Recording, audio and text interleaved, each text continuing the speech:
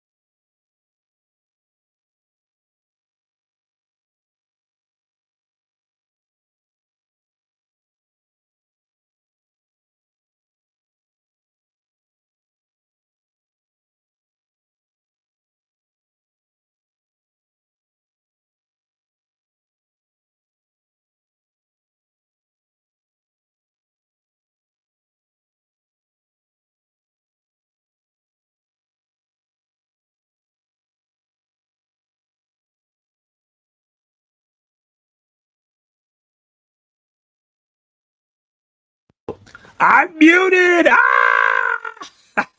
Thank you guys for letting me know. Said all these things and you didn't hear any of them.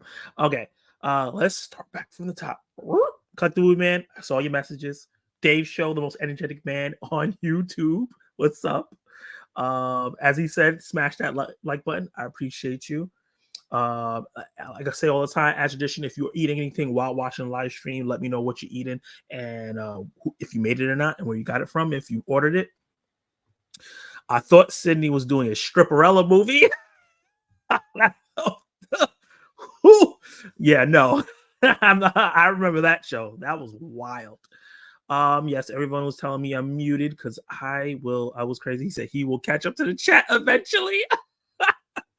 All these technical errors in the beginning already. Insane. But that's me, Zack Attack. Just mess it up because I'm new. I'm fresh. I keep trying new things and mess it up. But we keep moving on. So let's get into the first main topic of the day. And Pert Minder kind of mentioned it a little bit. And this is coming from Deadline. Sources tell Deadline Jane Goldman, Honey Ross are negotiating to pen a new Barbarella pick starring Sydney Sweeney with Edgar Wright in talks to direct.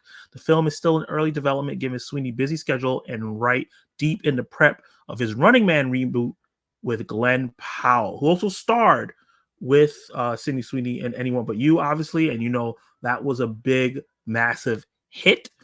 So Golden and Ross brought the pen the script, and that's Goldman on the left right there. She's the main person that's going to be writing the script with Ross, helping with the details. So it clearly shows the studio is not messing around in getting the film right, as they see this as a big franchise for all parties. Goldman has helped launch a lot of successful franchises. She's wrote on the rebooted X-Men movies with James McAvoy and Michael Fassbender, some of my favorite X-Men films, and also Matthew Vaughn's Kingman's Secret Service. So she has theatrical experience and launching franchise fare. And I heard Kingsman. I haven't seen Kingsman, but I heard those movies are really good, especially the first one. And I love the rebooted films, especially First Class and Days of Future Past. So that makes me really, really excited about that. But the big thing is, who the heck is Barbarella? Where does this character come from? Just want to put some details on the screen for you guys.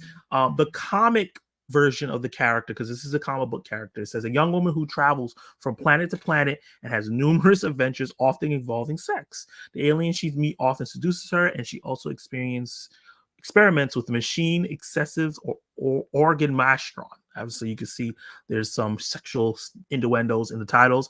The book caused a scandal and became known as the first adult erotic comic book. The character embodied the modern and emancipated woman in the era of sexual liberation. As a result, the literary work has come to be associated with the mid-20th century sexual revolution. That was what the comic book originally was about. We actually had a 1968 film directed by Roger Vadim that followed an astronaut from the 41st century. So I guess maybe depending on what they do, they'll do that, and this will be in the future. Who sets out to find and stop evil scientist Duran Duran, whose positronic ray threatens to bring evil back into the galaxy. And yes, Duran Duran is the name of a band, and they were inspired by this villain in this movie. That's where they got their name from. I think this could be really, really, really interesting film.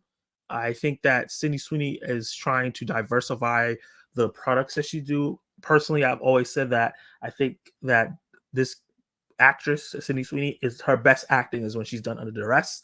And I think that this action film like this can give her opportunity to stretch those muscles. And I think that having Edgar Wright come on, she's always bringing in these talented directors to direct what she's doing. I think Edgar Wright can bring a lot of energy to this film, so kinetic energy to this film that can make it special. You know him doing Scott Pilgrim vs. the World. He's done Shaun of the Dead and that kind of Toretto trilogy. He's done Baby Driver. He did Last Night in Soho. He's very accomplished. He set the style of Ant-Man 1, and obviously Peyton Reed didn't continue that on, but that how fun Ant-Man 1 was, that light of that was Edgar Wright, because he was supposed to direct that film but backed out. I think he's a great director for this, especially since it's kind of an outdated kind of story, even just the 1968 film, but even going further back with the comic book, there's some outdated ideas. There's things that they could pull from there and maybe have commentary, but I don't think they're going to do like a one-to-one with the comic or the old school movie. I think they're going to freshen it up and have a great time with this story that doesn't, I think it has fans, but doesn't have enough fans where I don't think that they're going to be, oh my God, you changed this. And they're actually going to be rebooting that comic book soon to match with the film. The writers, I'm not too familiar with Honey. I think Honey Go, what was her name? I looked her up a little bit. She's done some TV writing on some TV shows, but the main writer, she's done the X-Men franchise, and she did the first two films, not Apocalypse or Dark Phoenix, and she's also did Kingsman: Secret Service. So she has some experience writing fun movies, writing serious movies with some thematic elements in it. I think the combination of both of those with Edgar Wright and her, and then this other writer probably bringing in some comedic elements because she's worked on comedy shows, can make something really, really dope. It definitely depends on who the rest of the writers are on this particular film, but I'm interested. I'm intrigued. I think that when they initially announced this a couple months ago, when I first initially talked about it earlier this year, I wasn't too super excited because I was looking at the character and I was like, okay, Sydney Sweeney's playing like a sex pot character. But I think with this writer and now Edgar Wright as a director, I think this could be special. Guys, let me know in the comments down below what you think about Barbarella now that Edgar Wright is supposedly attached and these particular writers are attached. Do you think Sydney Sweeney can knock this out of the park? Do you think this is something that should stay dead and doesn't need to be revived? Let me know in the comments down below, and let's see what the live stream is saying.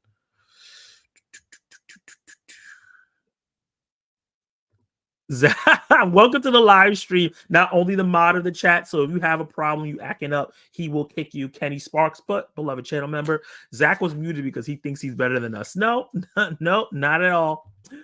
I'm having ribs, peas, smashed potatoes. Ooh, smashed mashed potatoes. I love it. Love me some smashed potatoes. What movies are you watching this weekend?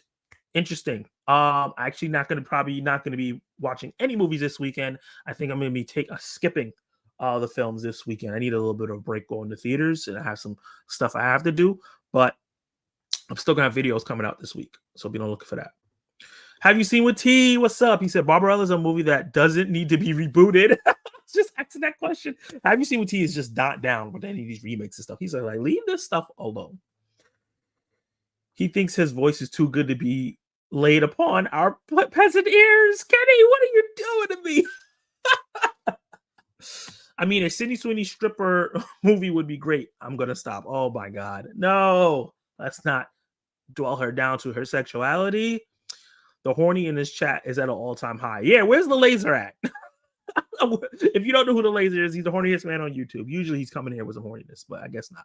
Hey, I'm with it. Cindy is attached. Say less. Yeah, look, she hasn't been letting me down. I love her Euphoria. I thought Anyone But You was fine. Obviously, Madam Web was not that great, but that wasn't her fault. And she's been in White Lotus. Immaculate was great. I really like that film from earlier from this year. So I'm excited to see what she does. And this is going to be an action film. See how she gets into that. And she's also going to be doing like a boxing film. So she's going to be getting in shape for that because she's playing a real life boxer in a film. And I think she has something else. She's booked and busy. It's crazy. I never seen the original Barbarella movie, so I'm not interested in this, but I've heard the original is nothing but sex. I know they did Vinegar Syndrome at least in 4K. But realize this, though. They are going to be doing this, but I think that they're going to be updating it for the modern times. I don't think it's going to be just like a sex film. I don't think Sydney Sweeney is going to be like signing on for that. I know she's a producer on the film, and I don't think Edgar Wright would do that either. The organ mastron finna stretch some muscles. It really is. It is. I'm putting myself in timeout. Oh, God. Oh, not Vinegar Syndrome. Arrow Video did a 4K release just recently. Sold out really quick. Yeah, it's a cult classic. It didn't do crazy when it first originally came out, the 1968 film, but it definitely did really well in terms of like when people got it on Blu-ray, DVD, and stuff like that, people watching it. Are you going to watch Return of the King this week? Hold on. I'm going to screenshot this because I need to like talk about how many times I've been asked this question. Boop. Let's save this to my desktop because this is insane. I'm not promising that I'm going to see it this weekend, but I'm going to try. Since I'm not going to the movies, I'll see. I was joking. I'm not that type of guy. I know. It's all jokes. Ain't nothing wrong with a little bump and grind. Hey, popping the popcorn. How you doing, Katie? Killer Katie. Hi, friends. I'm at work. Just dropping by to say hi. Hope you're having a good day at work. All right. Let's get into the next topic. I think Barbarella can be a really interesting movie because of the creative behind it. I'm really excited to see what they do behind it. And who else is cast? Obviously, we have Sydney Sweeney going to be the main character. But who else is going to be? Who's going to play Duran Duran? Who's going to be playing these other characters that are probably going to be going on a space adventure? What's the feel? Is it going to feel like a 70s, 80s kind of space adventure, but just made in modern times? Or are they going to update it to now and make it look like now? That's what the feel. I'm really excited to see what they do with that. Moving on to the next topic. There's been a lot of talk about the Spider-Verse being sold under Sony and all the movies that they're doing. Obviously, they've been successful with Venom. Not so much with Madam Web. We have Craven coming out, but Into the Spider-Verse is their most successful venture outside of the Disney deal that they have where they do the Tom Holland films. When they do it without Disney, Into the Spider-Verse and Across the Spider-Verse are the most successful things. One character that wasn't really in the second film, but was a standout in the first film, was Spider-Man Noir. And a couple months ago, maybe even last year, they announced that Amazon was going to be doing a couple Spider-Verse television shows, Silk's Spider Society, which is still going to be happening, a Spider-Ham animated show, and a Spider-Man Noir show. A lot of people thought this was going to be a show that was going to be, what's the word? It was going to be animated, but apparently it's going to be live action. This is coming from Deadline. It says, do I have this in this or I have this in the wrong order? Nicolas Cage will once again play Spider-Man Noir, but this time in live action. In a live action series, not a movie, in a series. Cage is set to star in a live action show called Noir, which has been ordered to series by MGM Plus and Amazon Prime Video. The show hails from Oren Uzel, who wrote Escape Room, Cloverfield Paradox, which is like the weakest Cloverfield, and Mortal Kombat 2021, which is a divisive film. Some people love it, some people hate it. And Steve Lightfoot, who I've heard of, he's written on Punisher, the Netflix one, and he's also going to be writing the Daredevil Born Again show for Disney Plus. And he's written Hannibal, which I haven't seen but heard was really, really good. So I guess maybe their balance can make this really, really great. I'm going to talk about why I think that balance is going to be really dope for this particular show when we get into the description of Spider-Man Noir.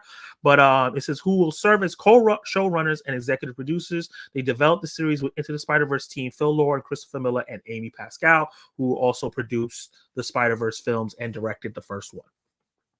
Harry Bradbill will executive produce and direct the first 2 episodes. He's known for Fleabag, Killing Eve, and the Enola Holmes series movies that are on Netflix.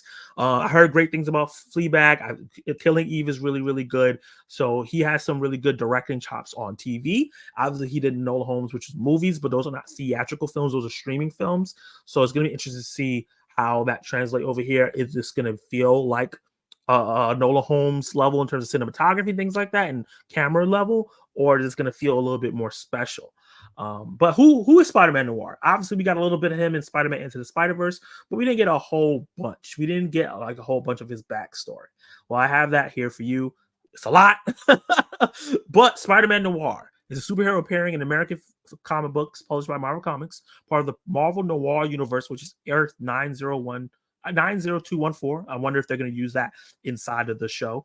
This alternate version of Spider-Man's noir-themed take on the character emerges in a version of New York during the Great Depression, which is really it's going to be a period piece. While investigating a smuggling ring, Peter Parker is bitten by what seems to be a highly venomous spider housed inside of a spider god idol, which is a big part of the Spider-Man lore. Falling unconscious, Peter has a vision of the spider god promising him power. He then awakens inside a cocoon and emerges from it. Now possess superhuman abilities similar to a spider. As the feared vigilante to Spider-Man, Parker wages a one-man war against criminal underworld in New York City, partly to avenge the deaths of Uncle Ben Parker at the hands of a cannibal Adrian Toomes. And Adrian Toomes is usually like the Vulture character, which is really interesting, and his mentor Ben Urich at the hands of city's major crime lord Norman Osborn. Not a Kingpin, but Norman Osborn is like a major crime lord. So that is kind of the basis of what his story is in the comics, which I think sounds like a great television show and a great alternate reality to the Peter Parker Spider-Man we know. Obviously, if Nicolas Cage is going to be playing him, this is going to be an older Spider-Man, a much, much older Spider-Man. I do find this really interesting. Nicolas Cage has been on kind of a renaissance lately. He has talked about how he's on his last legs when it comes to theatrical film. He doesn't really want to keep doing film. He's more interested to dipping into the TV space because there's more creative freedom. There's more long-form storytelling. There's more different types of TV shows that you can do without having to worry about box office and all this stuff. Definitely with limited series. And I think this is going to be his foray, dipping his toes into TV with a character that he's already familiar with, but he's going to be switching over to live action. Not only do I think this is interesting because this is a solid actor who has a range of abilities when it comes to acting, when it comes to comedy, when it comes to serious movies. If you've seen the movie Pig with Nicolas Cage, he can definitely do a revenge style film, even though that film is a little bit different from what you think. A lot of people thought it was going to be like a John Wick film, and it's not. But I really, really think that he could knock it out of the park as Spider-Man Noir live action. It could be really, it's going to be really funny, I think, based on the writers.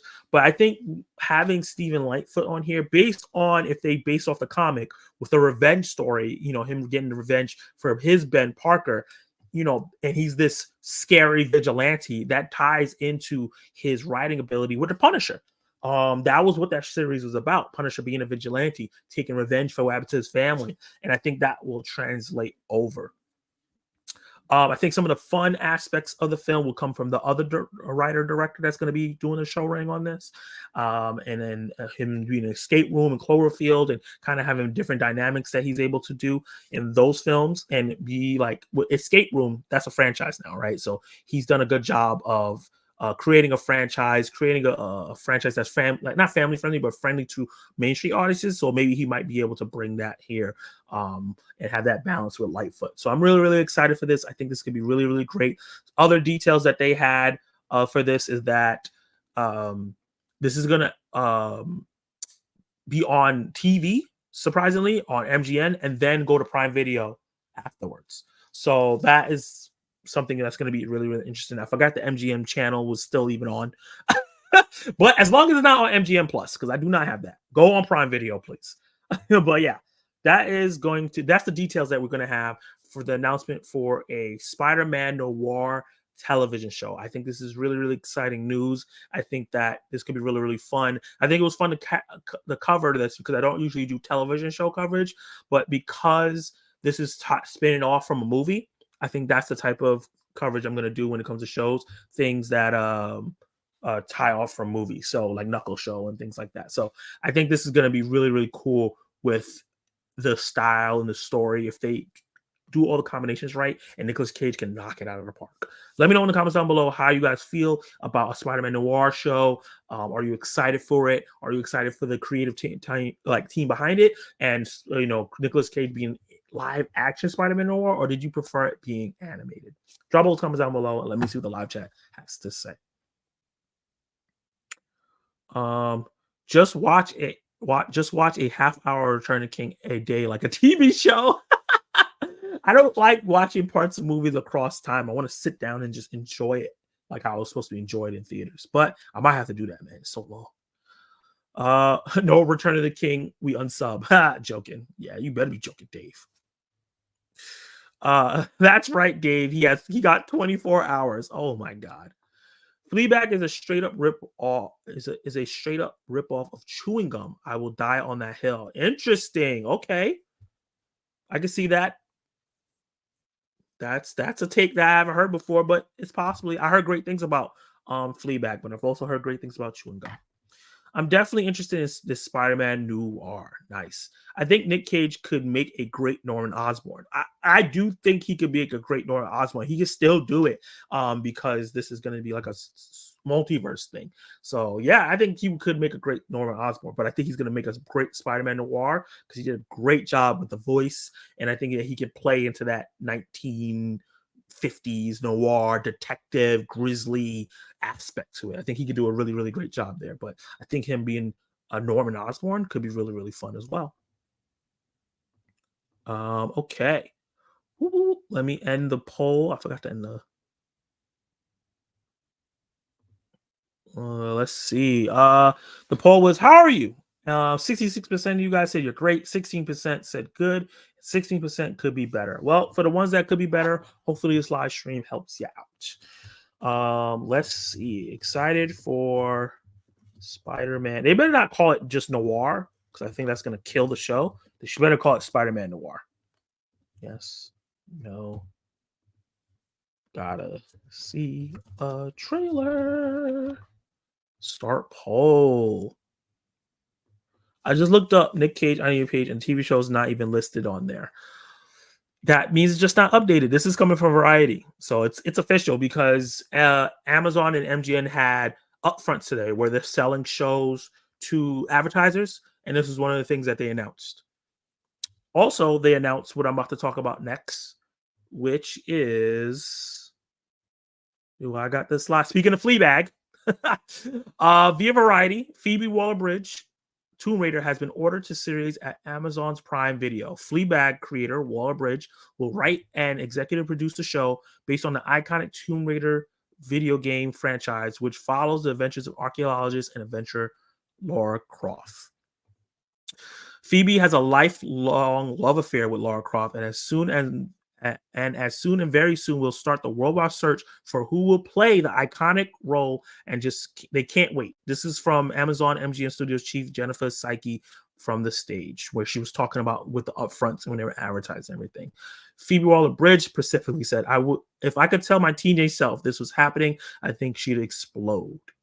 Tomb Raider has been a huge part of my life, and I feel incredibly privileged to be bringing it to television with such passionate collaborators. Lara Croft means a lot to me, and she does as to many, and I can't wait to go on this adventure, bats and all. So, yeah, we're going to be getting a Tomb Raider television show. For a long time, it seems like, they've been trying to get Tomb Raider off the ground with movies. And it hasn't worked out too well. We had the Angelina Jolie one. I think that's the most iconic one. And that had a couple films and stopped. And then we had the Alicia Vikander film. And then that, never continued. And I think that Phoebe Waller-Bridge is a capable writer. I think she's a talented writer. I'm glad that she's not going to try to star in the show because I think that would tank the show immediately. I don't see Lara Croft when I think of her, even though she's a competent actor. But I really, really find this very interesting for them to do a whole television show. It depends on what they base it on. Are they going to base it on the old school one? Or are they going to base it off the Crystal Dynamics one? Because Crystal Dynamics is also going to be involved in this Tomb Raider show. And those Crystal Dynamic games, the recent ones, were great. I really, really love that trilogy.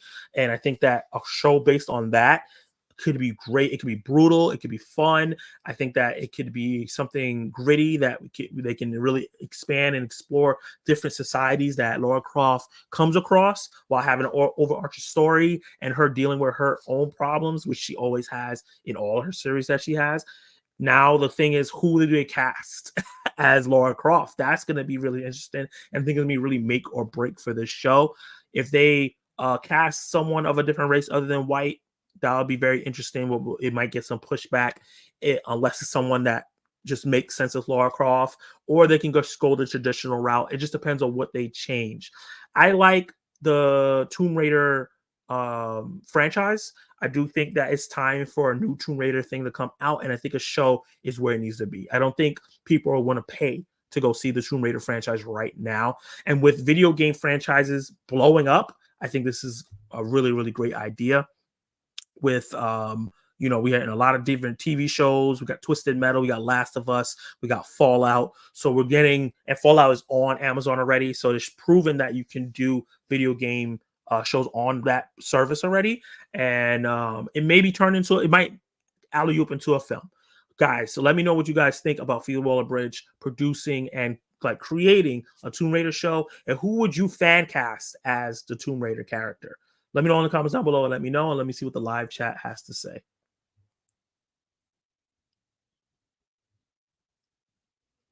After seeing Phoebe Waller-Bridge in Dial of Destiny, I'm good on her Lara Croft take. Well, she didn't write Dial of Destiny, and she's not starring in the film.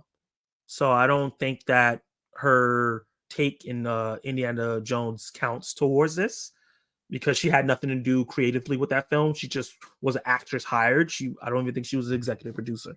So I can't really take that against her. And also, I like that film, so I'm not gonna take that against her. But just the fact that she didn't write that film, she didn't write the character, she just starred as the character. I don't think that's how she's gonna take her character in this show. I can't wait for a Tomb Raider animated series later this year. We're also getting the animated series later this year. That's going to be really, really interesting to see how those coexist. I actually like the most recent Tomb Raider movie. That one was the closest to the video games. Yeah, the Alicia Vikander film. I know a lot of people liked it, but no one went to go see it.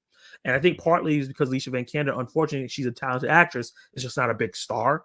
So I think a lot of people didn't go to go see her, And also, I think the transition between the beefcake Angelina Jolie, sexy thing to the more gritty, I don't think people were ready for that, because they didn't really go into the video games like that.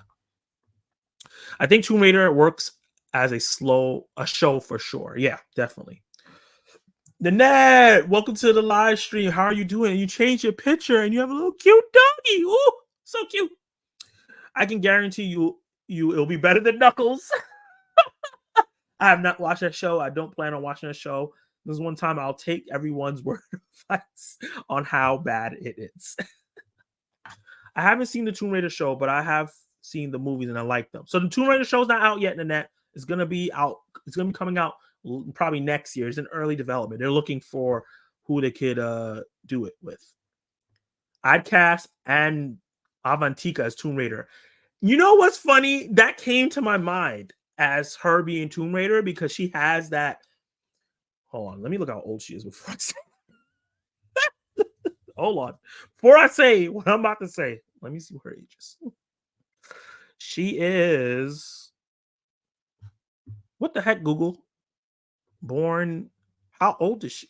I don't care where she was born. I'm trying to figure out how old she is so I don't get myself in trouble. Wikipedia. Oof. Okay, I'm not gonna say what I was about to say. She's 19. I don't think she should play Lara Croft. unless they go with a very, very young Lara Croft. I definitely could see it. I think she can get the young male and female gaze on that show, because she's I think that she has a following in male and female gaze that I see on social media. She did a great job in Mean Girls. I don't think her performance in Mean Girls could do that, but it's possible. Plus, Powerhouse Studios working on it. What they did with Castlevania and Blood and Zeus got me excited to see what they'll do with Tomb Raider. Okay, so they're working on the animated version. That is that is going to be some great animation because I really like the Castlevania series. I haven't watched Blood of Zeus yet. Yeah, I guess by the end of May, there's going to be a big PlayStation showcase, and they're supposed to be announcing the Wolverine game full trailer and Horizon 1 remake for PS5. Oh God, don't taunt me with the Horizon 1 remake. I might buy that again and and then replay that. How are you doing, Zach? How are you doing, Zach? I'm doing good. I'm live streaming. I'm having fun. I'm glad to be here. Yeah, I was prepping for this. I'm really, really excited. Let me end this poll here.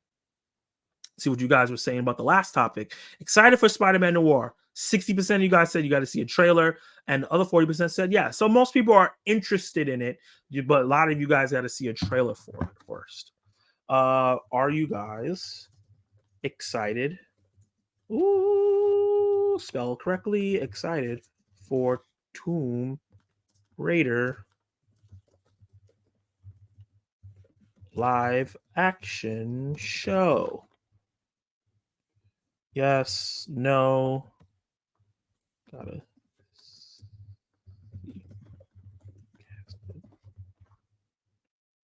All right. I had no idea she was that young. No Drizzy. No Drizzy. I didn't know either. I said I had to see a trailer for it. Nice. Yeah, that's fair. That's totally fair. Most things you need to see a trailer first before you just jump into it. Did they announce anything for the God of War TV show? I have not seen anything for the God of War TV show yet, but upfronts are not done, so it might get announced. I'm really excited about that as well. Ooh, hold up. Wait a minute. Let's get into my next topic. Why is it so small? And this is going to be some Dune news, and this is really exciting because Dune, Dune Part 2, the Steelbook just came out. It's going to be coming out on HBO Max soon. I think I'm going to do a watch along of that when it comes out on HBO Max. That should be fun. Have some friends on there. But yeah, this show. There's a HBO Max or a Max that they're calling now prequel series that they called Dune Sisterhood a while ago. And now it's been renamed, and we got some casting and some initial what the story is going to be about and what's going to be based on. So this is coming from Variety.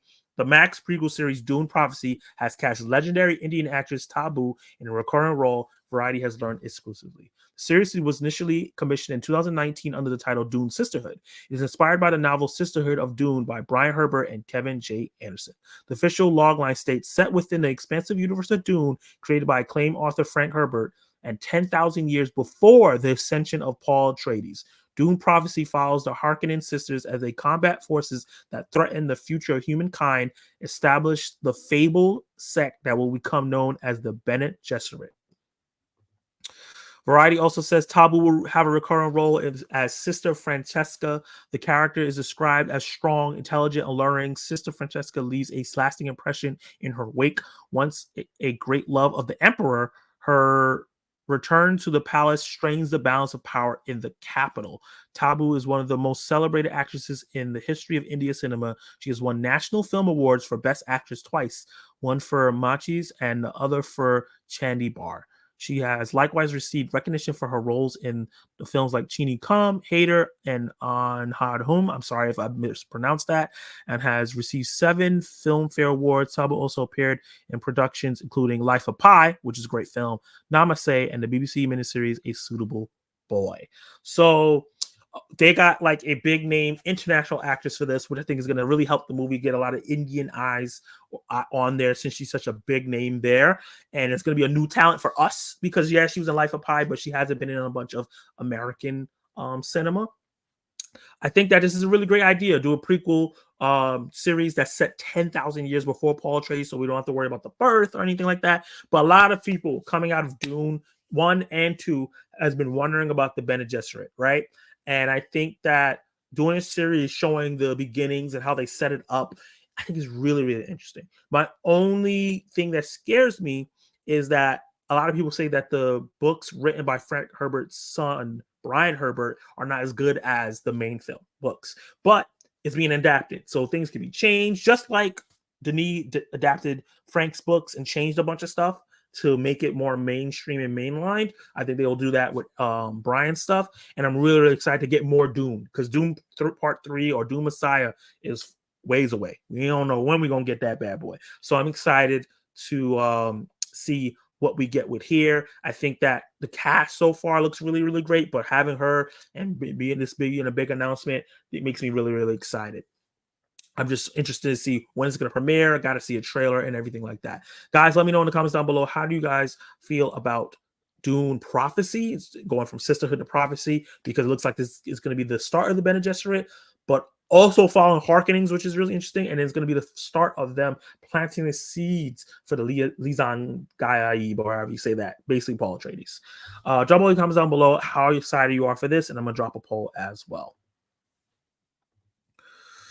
Let's end the poll about... I ended the poll, but it's not showing up. But I'm going to start the next poll. Excited for Dune Prophecy. And I like the name. I like the name. I think in this climate, naming it Sisterhood will turn off a bunch of idiots. So calling it Dune Prophecy will get them in there. And they'll realize how awesome it is to still watch. Yes. No. Because I want more. I think the Dune franchise has potential to do Star Wars level stuff, but they need to be careful and not oversaturate, because we're also getting a Dune game and everything. So last poll was, are you guys excited for Tomb Raider live action? 60% said got to see who's casted. 20% said yes. 20% said no. So now everybody's excited about this. Let me see what the live chat has to say. Hey, Dello Movies, what's up, man? Welcome to the live stream. How are you doing, man? Hey, Zach. Oh, TJ Billups, welcome to the live stream, man. He said, hey, Zach, just found out that Agatha's show is still going forward. I couldn't be any less excited. Also, no Drizzy. It's crazy. Also, no Drizzy is crazy. Yeah, the Agatha show is still moving forward. Ironheart is also still moving forward. I'm excited. I really liked Agatha inside of WandaVision. So I'm really excited to see what they do here. They can really explore the witches. They're going to be bringing in a fan favorite character in the show, Wiccan. So that's going to be one of Wanda's sons. Super excited for that. And to see what they do with this series. They have so much creative free reign, because Agatha's not a character that a lot of people are like, oh, you got to get it exactly the way it was. I think she was awesome. And as long as they continue that flavor, I'm excited for the show. I'm not less excited. And Ironheart, I'm excited for that as well. The character is something that's ripe to be adapted and changed, and maybe take the parts that are really good and really expand upon it, like the way they haven't done in the comics. And we get that legacy character up there. I thought he already wrote the script for Doom Messiah. You would think he would have already wrote the script. He's ready to go start doing some stuff for it. So no, he has not wrote the script for Doom Messiah. He started recently working on it, but he has another movie coming out before Doom Messiah. So he's working on that right now. That's supposed to be coming out next year, the following year. So Doom Messiah is a little ways away. Perp said, I need that Dune series. Yeah, man, me too. I need more Dune in my life. Zach, have you read any of the books? No, I have the first book, which covers Dune Part 1 and 2, which we saw in theaters, but I haven't read it yet. I have a couple things I need to read. Is it right here? No, it's not right here. It's somewhere in my room. Could be interesting. I wonder if they'll mix the first two movies with the show. I don't think so, because it's going to be 10,000 years before the movies. So I can't see how they can mix it. They purposely put it way before, so they don't have to worry about interfering with the films. Zach, have you started reading the first book of Dune? I know you bought it. No, I have not read it yet, but I will start reading it sometime this year. I would like to know as much as I possibly can about Dune. Yeah, me too, man. I really love this franchise. I'm excited. I just found out that Daredevil Born Again isn't coming out till next year. I'm hoping would come out this year. Yeah, I think that they just switched the showrunner. They switched the writer. The showrunner of this show that I was just talking about before the Dune one is going to be working on this. Well, no, 2 shows before that. The Spider-Man Noir show. So I think that with him working on that, and then he's also working on Daredevil Born Again, they're taking their time. I think they want to make sure that they got it right Disney is really doing a quality control thing when it comes to Marvel and all their franchises. So I'd rather wait than them rush it out and it's not good.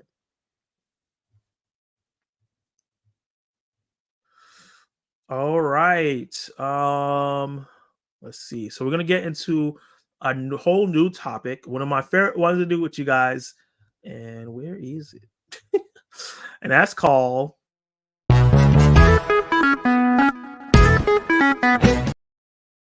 Buy, Rent, or Sell. The way Buy, Rent, or Sell works is we're going to watch some trailers. I got 3 trailers for you guys to watch with me today.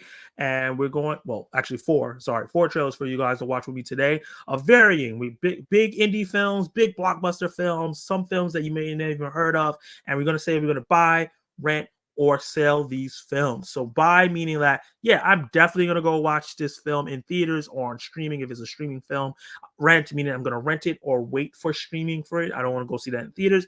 Or sell means I ain't going to watch this at all. One of them is specifically excited to watch because this is something me and Kenny Sparks is excited for. Not because it's going to be good, but because we watched the film from these guys before and it was terrible. But terrible in the best way possible. So let's get into the first trailer. Where is this? So this first trailer, hold on. Oh, there we go. It's called Dee Dee. This gonna be trailer number 1. The synopsis is Fremont, California in 2008. In the last month of summer before high school begins, an impressionable 13-year-old Taiwanese American boy learns what his family can't teach him: how to skate, how to flirt, and how to love your mom. Sounds like a really cool coming of age story, which I'm down for. I love it. Whoa. Starting out explosive. Let's go. 720p. Give me my 1080p. What's wrong with you? So it's going to be my trailer reaction for Dee Dee. It's coming out soon. I'm buying. That looks like a film that I would like to watch. That I would definitely check out. It's like a coming of age story. It's fun. It has a lot of energy. It looks like it has some creativity in terms of the direction. And I love coming of age stories. It reminds me of 8th grade. It reminds me of Edge of 17. It reminds me of Easy A, but like with a boy, because all those movies are with women. And yeah, it looks so relatable, but it's going to have that specific culture of Taiwanese in it to like make it different. So you can like, oh, I've been through that, but this is coming from a Taiwanese place. So I'm definitely down for that. It depends on what's coming out that weekend. I'm going to see if I could watch 2 movies that weekend, but I really, really like that. Drop in the comments down below if you buy, rent, or sell this film, this trailer, if you're going to go check it out. See what you guys are saying. Definitely agree. They need to take their time with the shows and the movies, Marvel, but Daredevil Born Again was the one show I was looking for this year. That was Marvel. Gotcha. Hey, Zach, did you see the Rings of Power Season 2 trailer yet? No, I haven't seen it yet. I'm going to watch that on my own, though. Hey, Kal-El, what's up, man? Welcome to the live stream. Wait, Disney is doing quality control? Then how the hell did we get Secret Invasion? Well, that's after. Secret Invasion was under Bob Chapek. Bob Iger came back in after that was already made, and he's doing quality control. Collector Movie says a sell for him. He's not going to check it out. Did I hear someone call for a crazy white lady? Nanette said a rent for her. Okay. You missed most of it. Hey, CC Clemens, what's up? Welcome to the live stream, guys. Check out the live stream we did. The movies that made you. That was really, really great. I had a great and fun time with that one. Let's move on to the next one. This one is coming. Do I have it? Yep.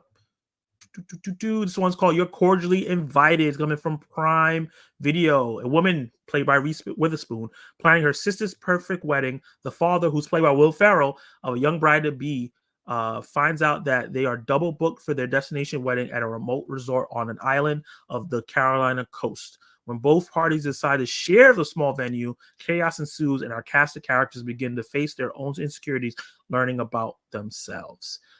That's really cool. Hey, it's Will Ferrell, Reese Witherspoon. I'm down. This is going to be my trailer reaction to You're Cordially Invited. It's cool to see Reese Witherspoon in a film. Yeah, right.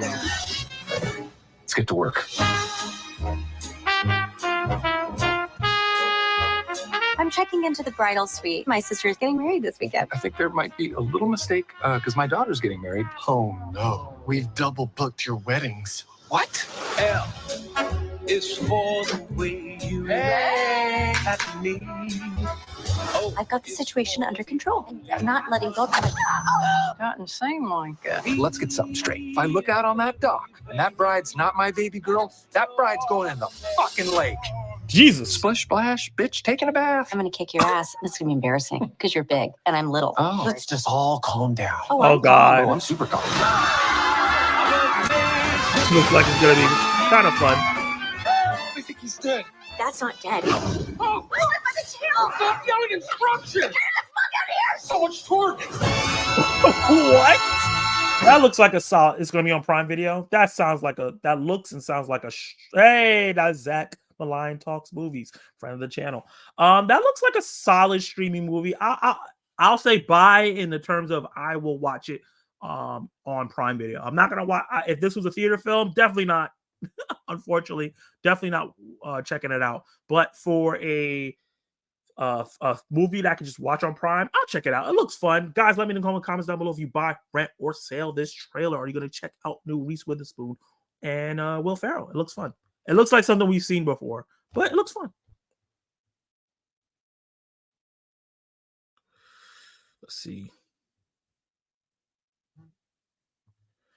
I never seen any of the movies. The movie that was coming of age that came to mind is Now, Then, and Stand By Me and It. Okay. Those are some really classic ones too. Rent for the first trailer. Okay, so you'll check it out, but you're not going to check it out in theaters. That's fair. That's fair. Let's see. Will Ferrell be prepared for screaming? That's a fact, and we got a lot of that.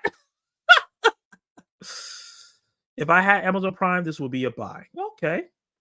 Sell because I'm not a big fan of Will Ferrell. I really don't like any of the movies with him. Damn. Kenny Sparks says looks fun. The net says a buy for her, so she's going to be checking it out on Amazon Prime. Oh, it comes out next year. I have time by then to get Prime. Nice. Low-level rent for Will Ferrell flick whenever the wife and I can't agree on what to watch. That's smart. Keep that back in your mind. You might have a good time. So these last two films are a little bit more serious, a little bit more big time. This is going to be Long Legs, which has been like a really anticipated horror film. This is going to be the newest trailer that's coming out. We've got our teaser trailers and a bunch of smaller teaser trailers. The synopsis that they have is FBI agent Lee Marker is assigned to an unsolved serial killer case that's taken unexpected turns, revealing evidence of an occult. Harker discovers a personal connection to the killer and must stop him before he strikes again. This is starring Micah Monroe, who's like a screen queen for me personally. She's great. And then also Nicolas Cage, who I think is going to be the serial killer. So that's my reaction to the new Long Legs trailer. Let's see what they got. Is this sorry, I'm gonna refresh it because I need 1080p, baby.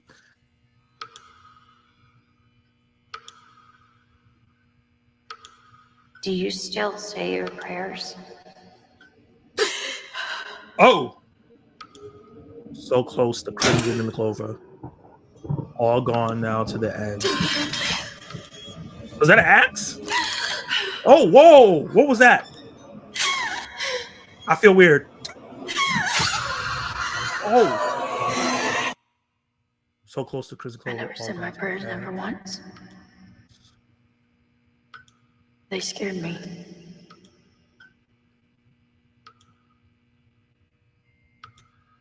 Daughter of the seventh she. Oh, there's more? Oh, we going. Okay. That sounds like Nicolas Cage. I know that. I know him crying from a mile away. This is brave for a trailer to have like a black screen. So much. Uh-oh. Oh, okay. Yo. Oh, should I be watching this? Listen to the Lord, serpent, see the darkness of the good. Good that the body is hiding red shiny parts.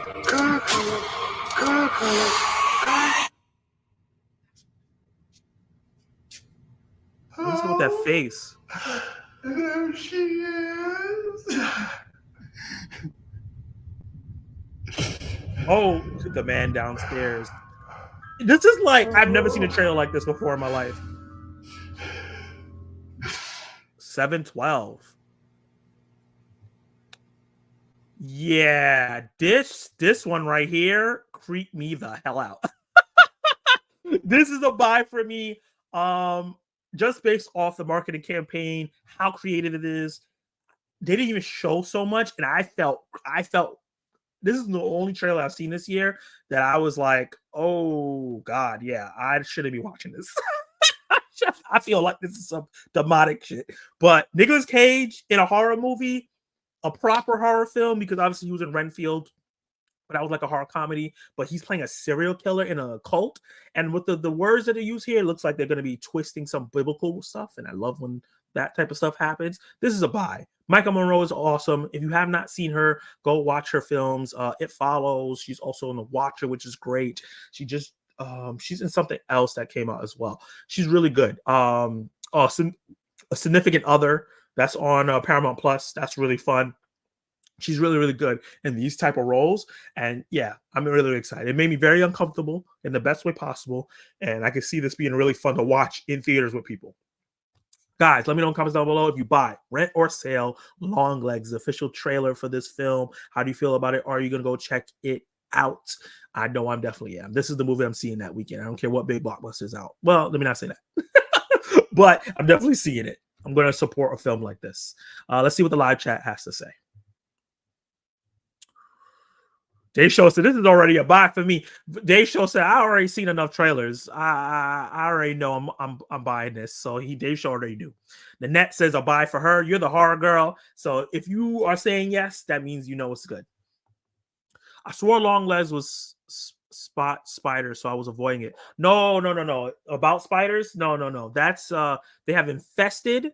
That's about spiders, and then there's another movie that's about spider that came out this year as a horror film, but not Longlegs. I still don't know why it's called Longlegs. I'm scared to know.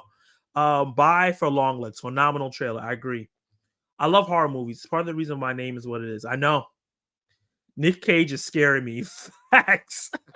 Bye. I definitely want to see it, but I'm not sure if I'm going to see it in theaters. It scared the hell out of me. I hear you. Yeah, that trailer just seriously made me feel uncomfortable. Yeah, I was uncomfortable too. Yeah, he was okay in Arcadian. Yeah, I didn't hear great things about Arcadian. Maybe I'll see it in theaters. I haven't decided yet. I know you're not big into horror films, but the fact that you might check it out in theaters is dope. This might be weirder than Immaculate. Oh, it's 1,000 gonna be be weirder than Immaculate. 1,000%. Hey, CC's gonna go see it. Yes. It's called Stinger. Thank you, Nanette. Yes, Stinger. Stinger is the film that's also about spiders. But Longlegs is not. I don't know why it's called Longlegs, but it is. And Collector Movie Man's buying. Yes, we got him excited for a horror film. That is awesome. Spiders are awesomeness. Okay, Run with Scissors. I appreciate you. Stay in the live chat. You got my love, but nah. I do not like spiders at all. Can't do it. So we got one more trailer to do. This is gonna be one that has been around for a long time, been trying to get buyers. I just heard that recently I got a buyer for it. This is from one of the greatest directors of all time that people say. I haven't watched any of his films yet, so I can't personally say, but it's from, I don't know, 1080p. It's from Francis Ford Coppola, starred Adam Driver. He doesn't have synopsis. This is from his YouTube channel. So let's see what we got. We got a little teaser, which was cool, but I'm excited to see what the full trailer is going to be about. Ooh, what a great opening shot. Whoa! Does it collapse in one terrible moment? No. I did not expect it to start off hot like that. People no longer believe in it.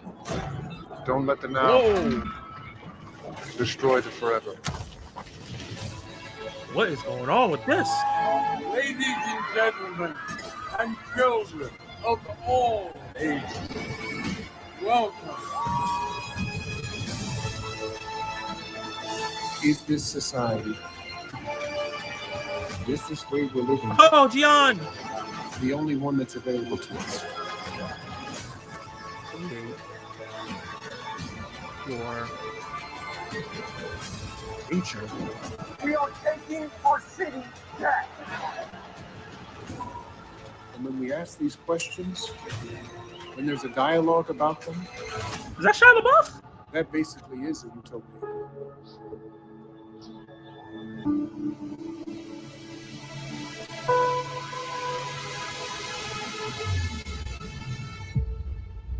So I ain't gonna lie. Okay, hold on. Oh, go back. All right, who's in this movie? So we got Adam Driver. We got Adam Driver, Giancarlo Esposito. Apparently, that's how you say his name. Natalie Emmanuel, who's a good actress. Aubrey Plaza, Shia LaBeouf, John Voight, Jason Schwartzman, who I'm a fan of now. Grace Vanderwall, Lawrence Fishburne. That's who I was thinking. And Dustin Hall. Wow. So this is gonna something I've never done before. I'm gonna do it again. I'm gonna watch the trailer again because a lot was going on. I don't usually watch trailers twice on live stream, but a lot is happening. Let's see what's going on here. I'm gonna listen to what he's saying so I can see if I know what this movie's about. Does an empire die? Does it collapse in one terrible moment? Okay. No. But there comes a time when its people no longer believe in it. Don't let the now destroy the forever.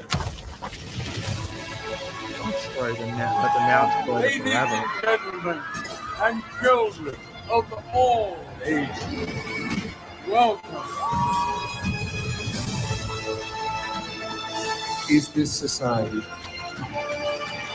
is this way we're living, the only one that's available to us?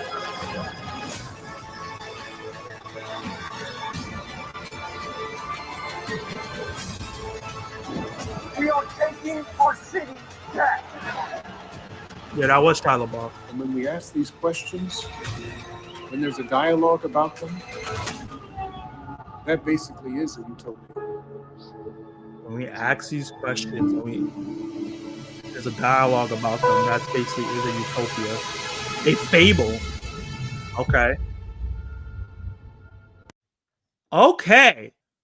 I am very, very, very, very, very intrigued by this. I like I said, I've never watched any of his films before. I think that this looks really, really unique. I'm definitely buying this just because of the uniqueness. If you know me, if a film looks unique, I'm definitely gonna go give it a chance. I love supporting unique cinema all the time because I want more of it. I love my, water Kool-Aid cinema that we get all the time, but I love having unique cinema to watch. First of all, the way it looks amazing. It reminds me of Sin City without the black and white a little bit. This really weird fantasy feel to it, and it says it's a fable. It looks like it's like modern times mixed with a bunch of other times coming in because it has like that Roman Greek chariot and horse feel, and I don't know if that's the people choosing to dress like that or that time is coming in, and then we also have like a futuristic time, and maybe everything is coming in at the same time, and they're trying to figure out whose culture maybe is gonna take over, because there's a part where Shia LaBeouf says we're gonna take back our city, and he looks like he's part of that Roman Greek era. This looks really, really interesting. It has a lot of buzz. But yeah, man, I'm really, really excited. It has an all-star stat cast. You heard Lawrence Fishburne doing the voiceover just now, and it looks really, really interesting. And the trailer before showed that there's like gonna be powers because Adam Driver's froze time in the trailer before this. So I'm really, really interested. I'm intrigued. I would like to see another trailer because I just don't know what the hell is going on. After that, I'm done. I'm in the theaters because I don't think it gave a release date. Guys, let me know in the comments down below. Are you excited to check out the Megalopolis? I think that's how you say it. Trailer. Do you think it's going to be awesome? Are you something that you need to see another trailer, or are you buying it because it's Coppola? Let me know in the comments down below if you're watching this afterwards, and let me check out the live chat.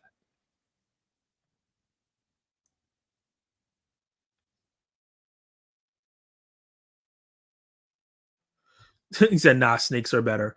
Yep. Keep the spiders out. I'd rather have snakes in here. Snakes on the plane. Too much snakes on this mother effing plane. You've never seen any of Francis Ford Coppola movies? I don't think I have. I'm gonna Google his name right now. Francis Ford Coppola. What movies has he done?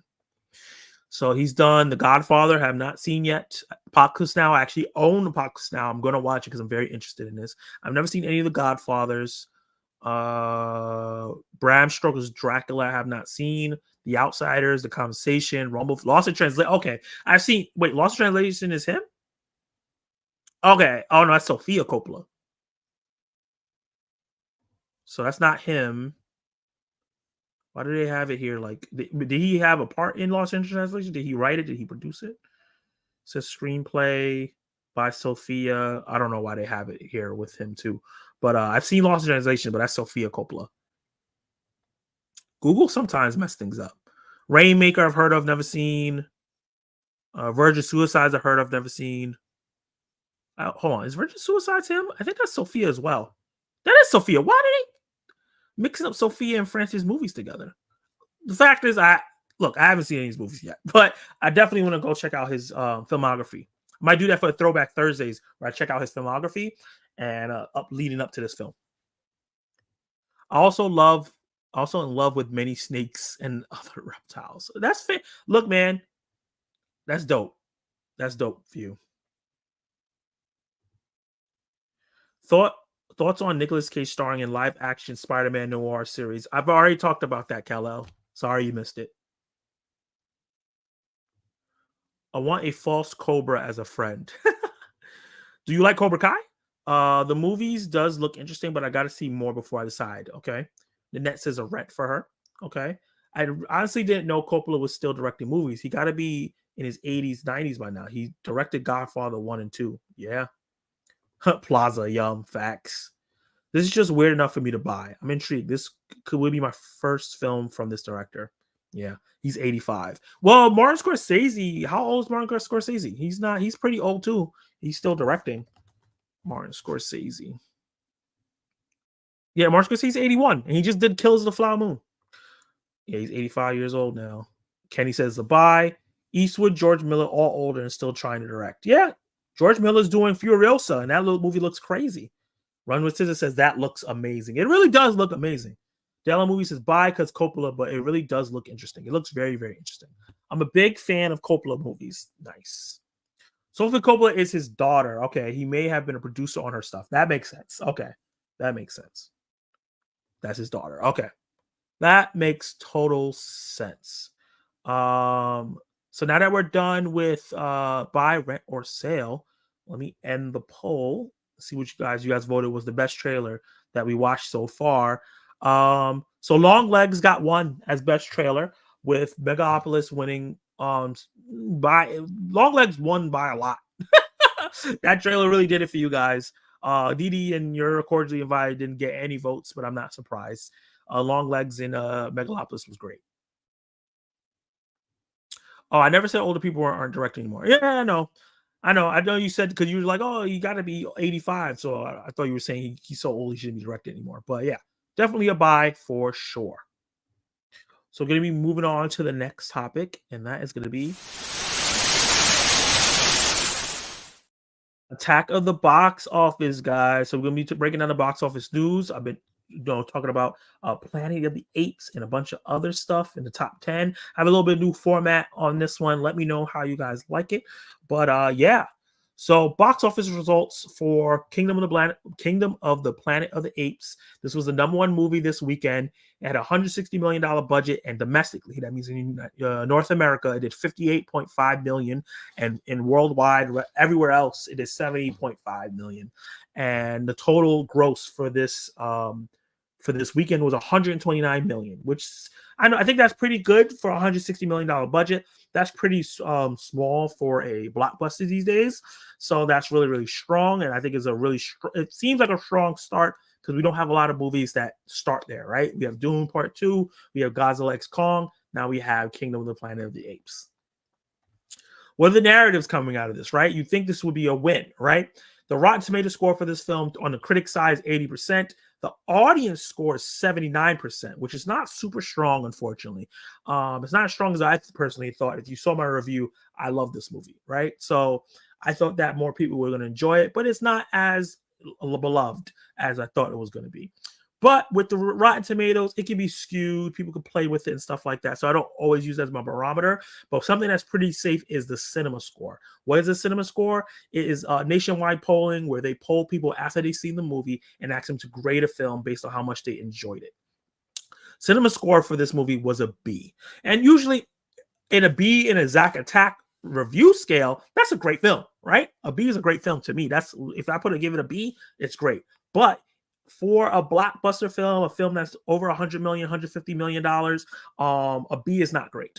If you're a blockbuster, if you're something that needs before quadrant, that needs something that need to bring a bunch of people in, you need to have an A- or more, right? It needs to be A or A-, or at least a B+. But a B shows that some people weren't too fond of what was going on with Planet of the Apes. And this is the lowest the franchise has had since the Tim Burton, Mark Wahlberg 2001 reboot. So this is lower than the whole Caesar trilogy. And for the second weekend, for this, this is the second highest of the franchise ever done, with Rise doing 54 million, Dawn doing 72, and War doing 56.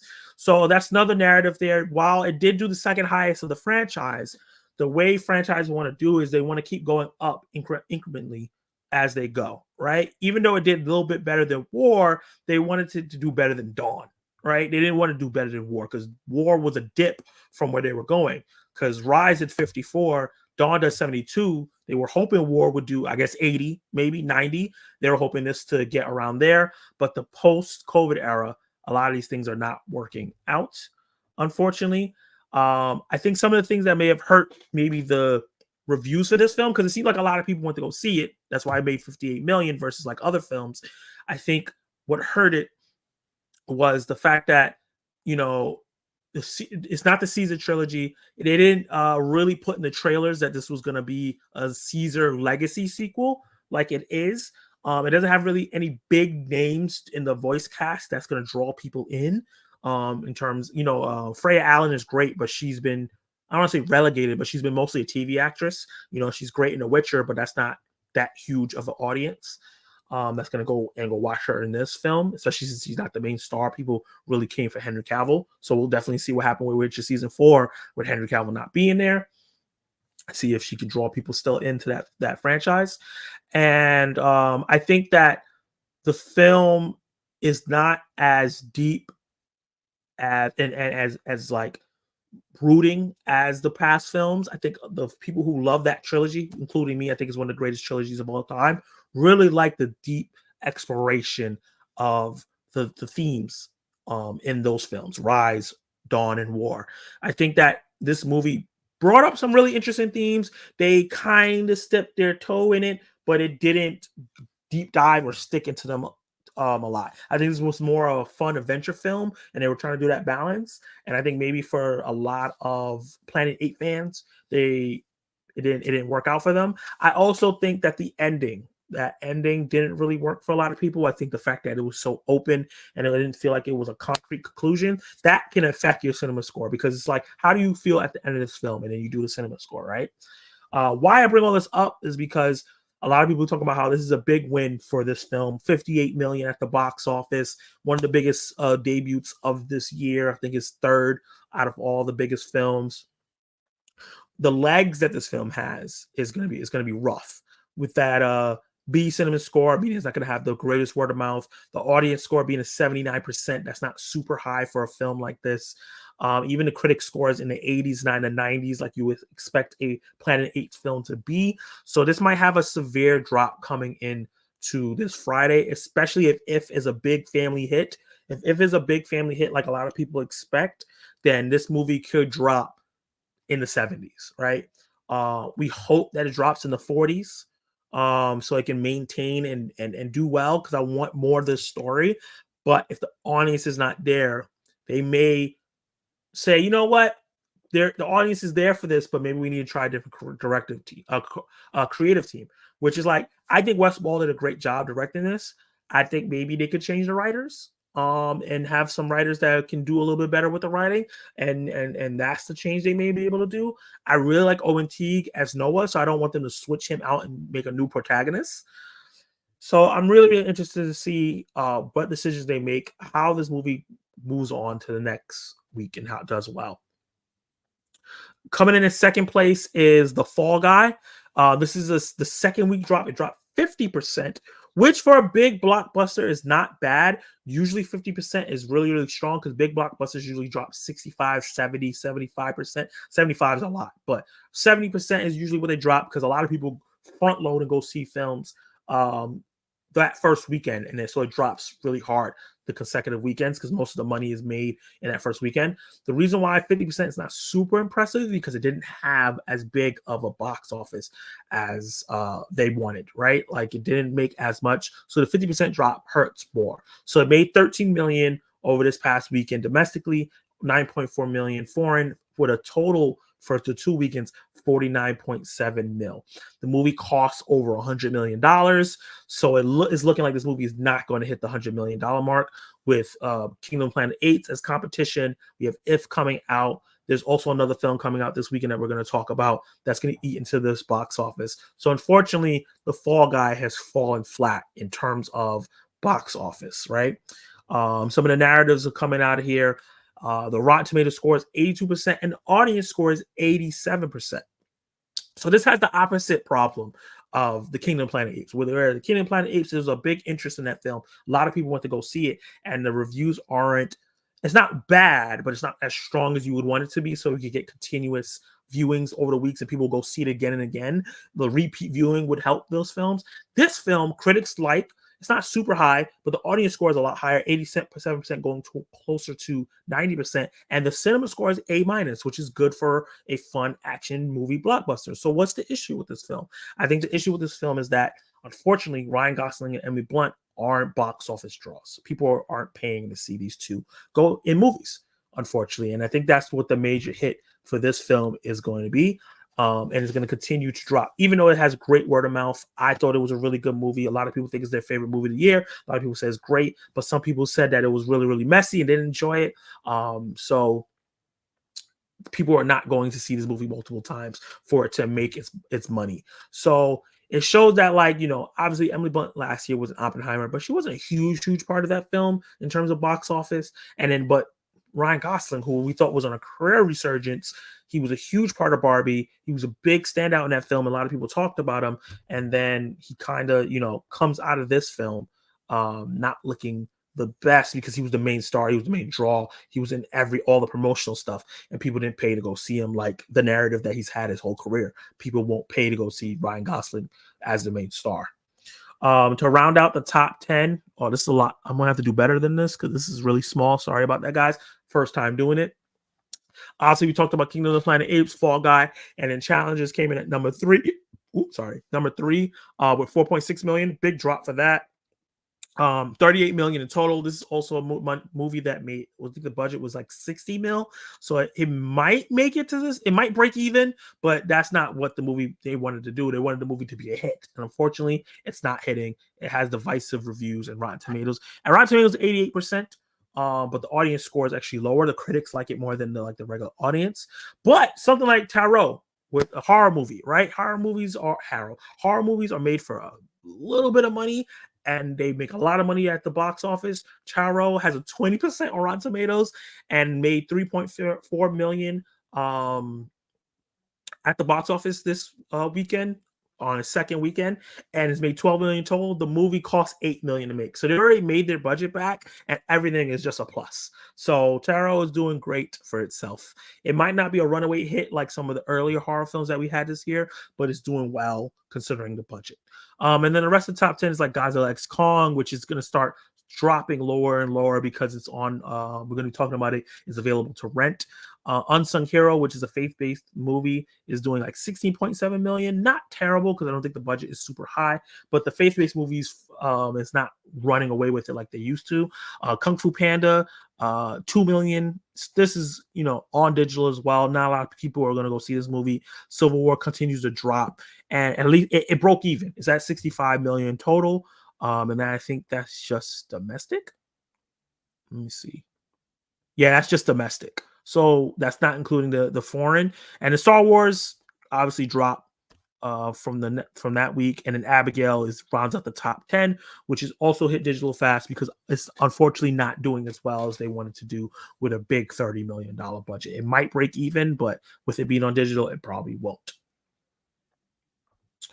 So that is the box office for this past weekend and all the narratives coming out of it and everything that's happening. I'm going to move on to the last two parts when it comes to streaming before I take your comments and questions.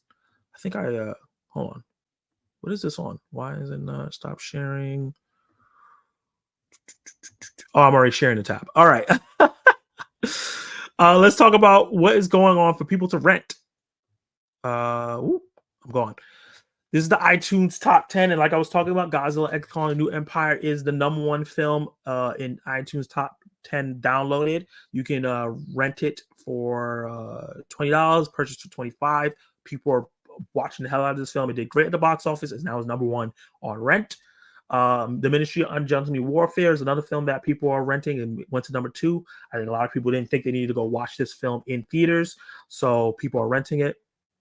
Godzilla Frozen Empire, another film that I think a lot of people didn't feel like they needed to watch in theaters. Didn't have the greatest word of mouth. #3. I think it was #1 for a long time, but Godzilla knocked it out.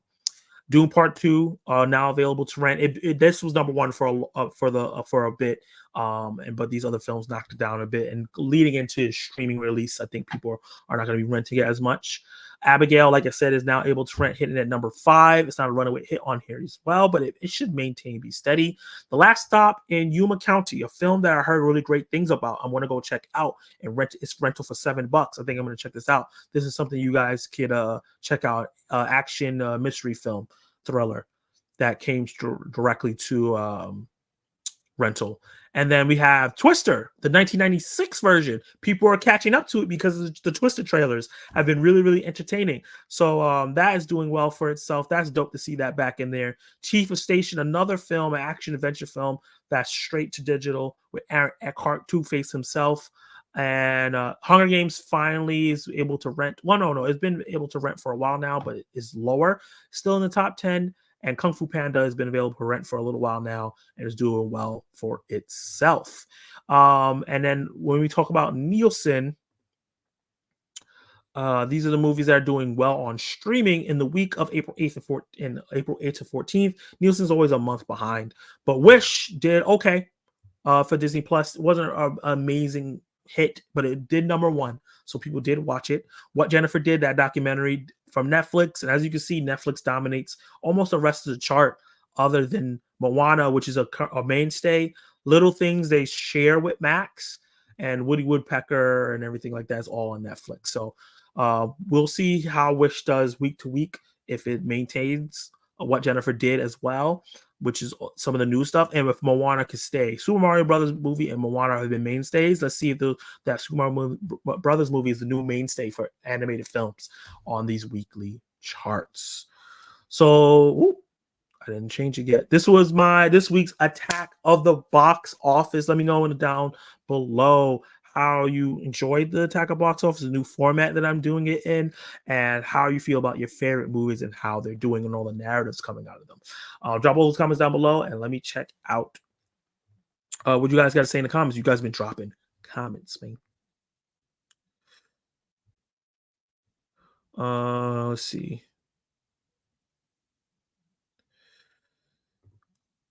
Zach, are you going to talk about the new Lord of the Rings movie that was supposed to be coming out in 2026 that Peter Jackson is going to be working with Andy Serkis? Hold on. When was that announced? I probably should have been talking about that. New Lord of the Rings movie 2026. When did that news come out? It came out 6 days ago, so I didn't talk about it, but we could talk about it during the Q&A section. Audience score sounds about right. It's a bit too low for the masses. I can see that. I definitely enjoyed the new Planet of the Apes movie, but I definitely liked the Andy Serkis one. Definitely did. I've seen movies with worse scores get sequels. I think they'll definitely be getting more. Like I said, yeah, I definitely think that we will get more of it. I just think that the creative team behind it maybe be different. We'll see. Might maybe try to add more star power to draw people in. Why does people hate the Tim Burton remake? I don't know. I haven't seen it, but a lot of people don't like the Tim Burton remake. I love the way Caesar was used in this story. The ending did feel like it was just set up for the future. Yeah, I love how I agree with you. I love the way Caesar was used in the story. I do think the exact ending was a setup, but I still didn't mind it. I didn't hate it. Zello movie says because Burton's remake sucks. B is what I gave it. It was great, but it was a bit slow paced. I'm an action junkie, so I would have liked that more, especially with the IMAX screening. So I think that is something that a lot of people would feel that like, you know, it's good, but I wish there was more action. I think a lot of people expected more action in the film. Even though the Planet 8 movies haven't been predicated on action, it's more of a thinking man blockbuster. So that's the thing. I definitely enjoyed Fall Guy. It's probably my 4th favorite movie of the year. Yeah, Fall Guy is a really good film. I think it's in my top 20. They thought that the Barbie buzz would carry over. Remember people saying he was a box office kryptonite? Don't know if that's true now, but still not a home run. Yeah, well, the thing is like when it comes to him and he's the main draw, a lot of his movies don't do great. It's not like they're all flops, but he's not broad drawing. He's not. Fortunately, Ryan Gosling might not be a movie star, which is sad because he's such a great actor. He's such a likable guy. I like Tim Burton's Planet Apes, but I like the movies that most people hate. And a lot of Tim Burton movies, people didn't like them. That's fair. That happens all the time. Hey, 80s kids from the 90s. What's up, man? How you feeling? He said, what a wonderful movie. What a wonderful movie.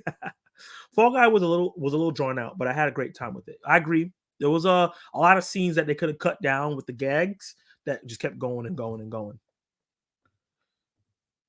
Let's go, May and Noah. I love these characters. Yeah.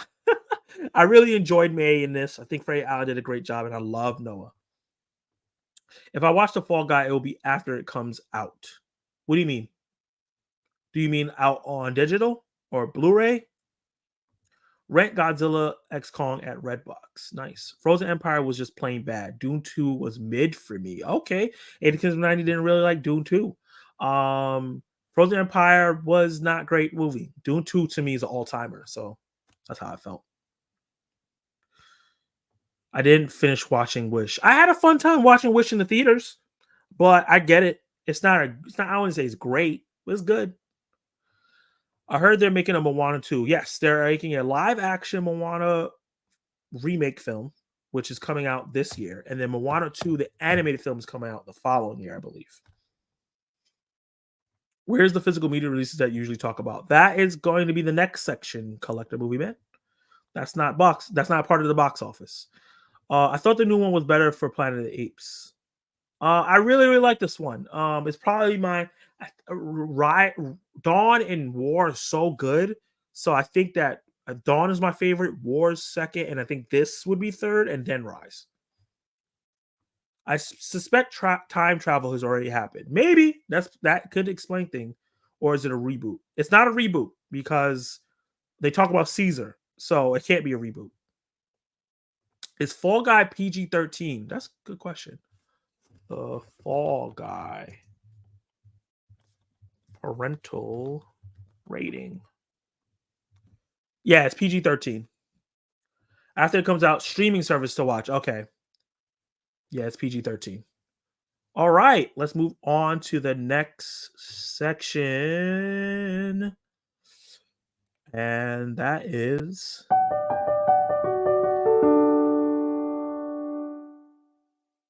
What's coming next is what's going to be coming out next in physical media and streaming and in theaters. So as Collector Movie Man was asking about, I'm going to be talking about... Ooh, I disconnected my share screen. Hold on, guys. Boop. There we are. Let's talk about the physical media movies that are coming out this week. Doom Part 2 is coming out on 4K. I have my copy already. Hold on, so let me zoom in so y'all can see. Hey, got the steelbook. Already put it in the plastic to protect it. Favorite movie of the year. We also are getting Once Upon a Time in the West. Yes, the 1968 film getting a 4K release. Oh boy, hold on. Yes, there we go. The Due Part 2 4K Steelbook, which is the one I have. Of course, there's an ad coming up. Close. Killer Clowns from Outer Space is getting a 4K release. Peeping Tom is getting a Criterion 4K. Killer Clowns also getting a Steelbook. American Sniper, which is collector movie, man. He loves that film, and I know he has it already. Getting a Steelbook and a 4K. Dune 2 Dune 2 film collection 4K. So you can get the first one and the second one in one collection. Is out as well. And then 12 Strong 4K, which I heard is a movie that was pretty good. It's going to be on 4K. Magic Mike 4K is out. Dune 4K by itself and Steelbook is out.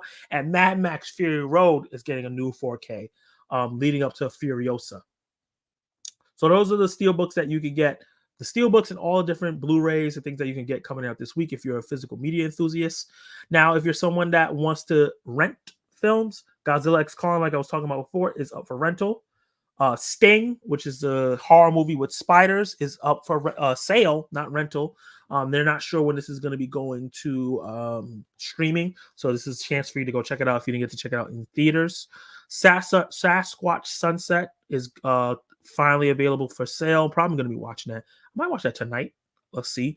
It's coming out September 2024. It's when it should be going to Paramount Plus. But if you don't want to wait, you can rent it for $15.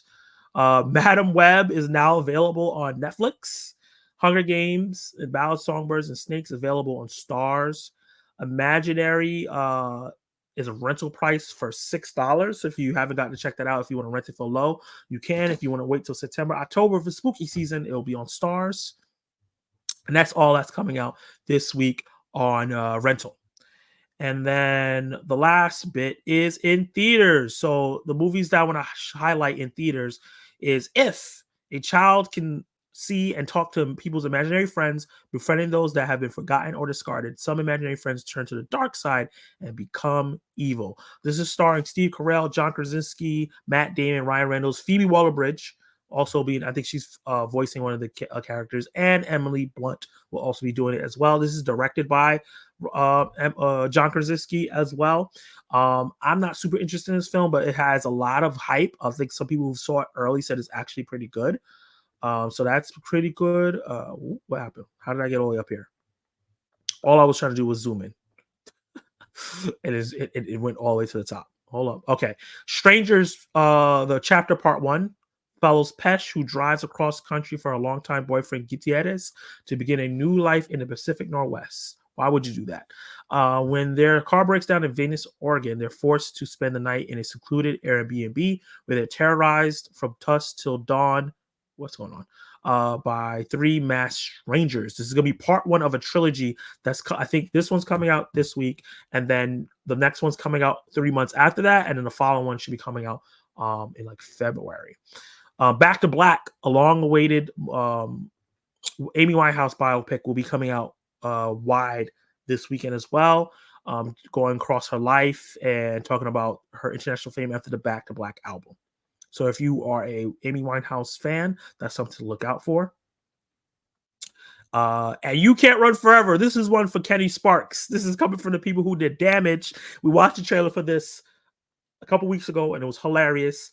It's Miranda, a young woman already suffering from acute anxiety due to a past tragedy, faces a new terror when a serial killer chooses her as his new target. In a harrowing hunt through the woods, Miranda finds new strength she never knew she had as she tries to elude her murderous tracker. This is starring Olivia Simmons and J.K. Simmons. Wait, are they related? It's coming from this people who do these really, really hilarious like drama thriller films that are like almost hilarious. Like me and Kenny watched Damage, and it was one of the funniest ish ever. Me and Kenny are gonna watch this. Kenny, maybe we might do our first review together on one film and talk about it. Babes, which is TJ Billups, who was in the live stream earlier. He saw an early screening of this. He said it was a pretty good film. Maybe not something you want to run to the theaters if it's not for you. It's R-rated. It says after becoming pregnant from a one-night stand, Eden leans on her married best friend and mother to Dawn to guide her through gestation and beyond. And the last film I want to shout out is Blue Angels, which is a documentary talking about the Blue Angels and never seen footage that chronicles a year in the Navy elite flight demonstration squadron. Why I want to highlight this? Because it's going to be on IMAX before it goes to streaming, and I heard it's a beautiful film to watch at IMAX. So if that's something you want to see, something you want to watch in IMAX, definitely check out Blue Angels if you're definitely interested in stuff like that. Okay, so that is the end of what's coming next. Let me know what you're going to be watching on streaming. We're going to be watching it on rental, or what you're going to be checking out on theaters. Now we'll be doing the Q&A section.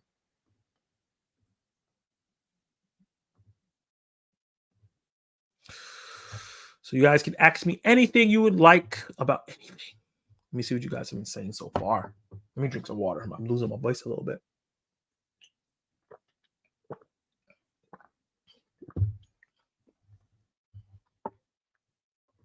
The Strangers movies looks dark. It does. Just got my steelbook today. Nice. Madam Web definitely going to be nominated for some attackies at the end of the year. Definitely. Oh yeah, I already know some attackies that I'm going to be nominated that one for.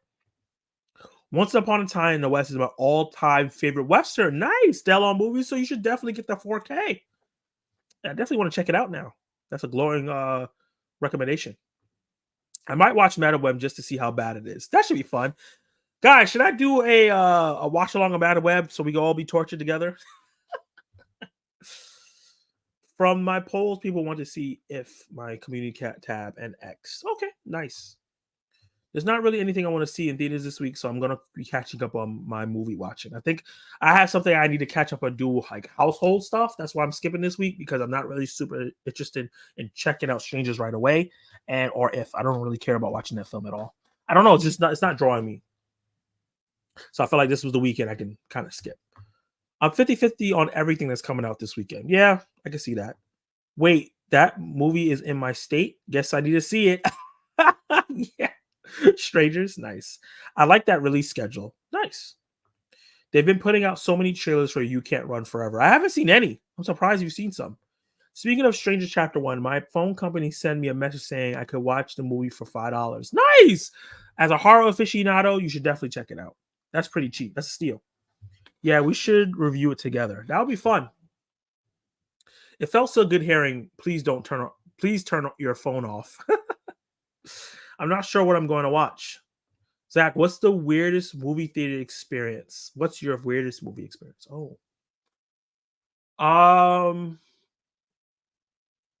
So the weirdest movie experience I had was this was rough. It was me and my friends. I used to go to this movie theater in downtown Brooklyn called Court Street Movie Theater. That was my childhood movie theater, but it wasn't great. It was dirty all the time. The workers weren't great. The screens weren't the best. But I wasn't a movie aficionado. I didn't know about 4K and the best looking and IMAX and all that. I just want to go watch movies and have fun with my friends. So one time we went there, we sat down, and the floors were sticky. Like sticky. You step on it, you can feel your foot getting attached to it if you didn't move your foot long enough, right? So that was already bad. And then someone stole one of my friend's something out of their jacket, because they put the jacket over their chair. So that wasn't great. And then someone got into a fight because I think they threw food forward, like the back row threw food. So they got into a fight in the middle of a movie. That wasn't great. And then on top of that, a big giant rat ran across the wall next to us. And that was crazy. It was so big. It was crawling across the wall. So a whole bunch of stuff happening all at the one time. It wasn't a great experience as well.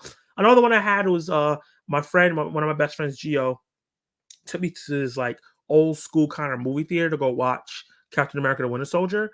And unfortunately, the screen had a dent in it. So like the light was reflecting off in a way that was weird. So even though I love that movie, that experience of seeing it like that wasn't great. This weekend, I'm planning to watch American Fiction because I rented it on iTunes. Nice! It just came on Prime Video. I want to hear your thoughts about American Fiction. It's a great film. What storyline are you rooting for? Avengers versus X-Men or Onslaught? Are you talking about for X-Men 97 or are you talking about for live action X-Men? I would watch it with you. Nice. Yeah. We're gonna plan a watch along for channel members, man. I definitely got to do that. You should definitely do a Wide and Web watch along. Yeah, I'm gonna plan that. I think Dune goes on Max not next week, the following week. So I might do Madam Web next week. I gotta figure out when because I have a collab next Monday. So I gotta see.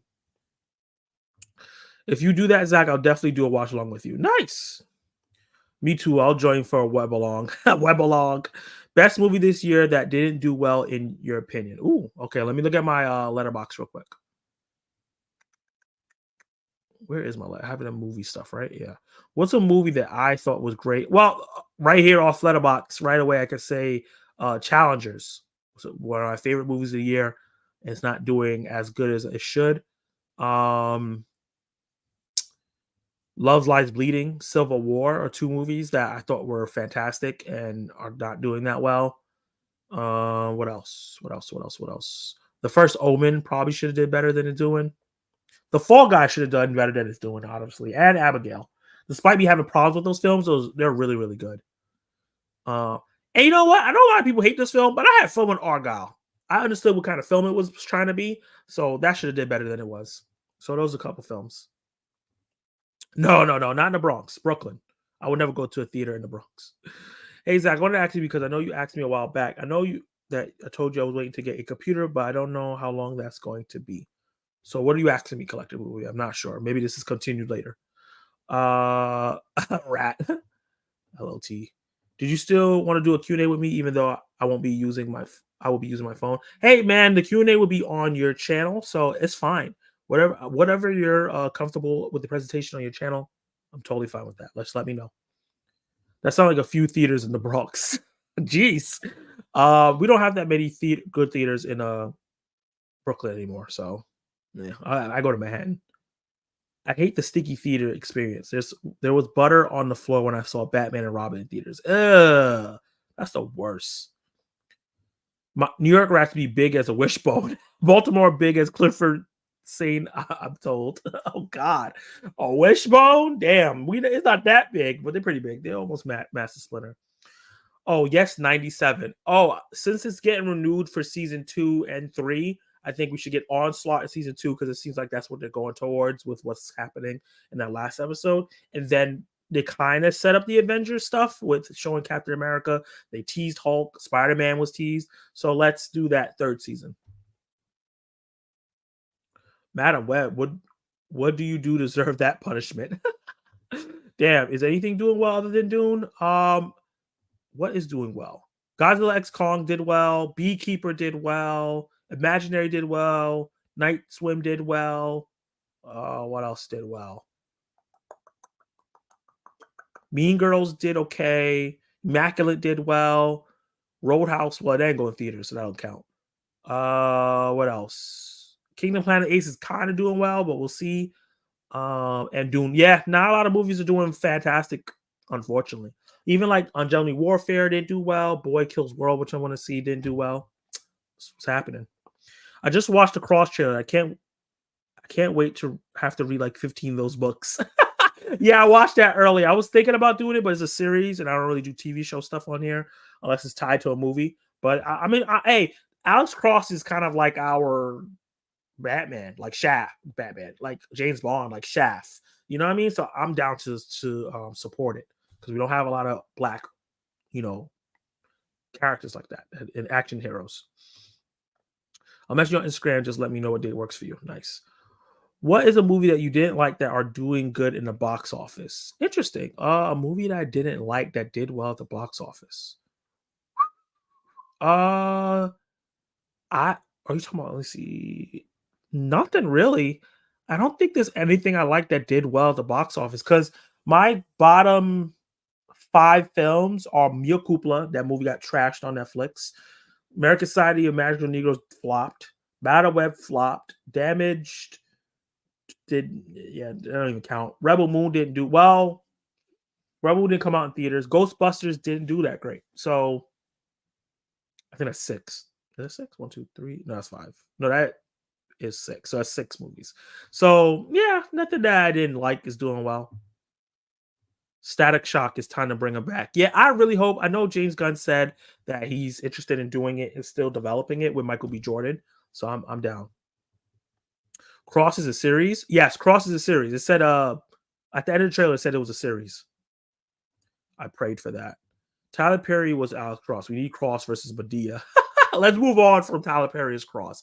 It's what's his name? Who's playing Cross? He was Hawkman in Black Adam. What's his name? Hilda Hodges. Oh man, I'm forgetting his name. What was his name? Black Adam. What was his name? I'm messing up his name bad. Aldous Hodge. Woo! I messed that up. Aldous Hodge is playing Alex Cross, and he's a great actor. Tyler Perry was terrible as Alex Cross. I'm not shocked.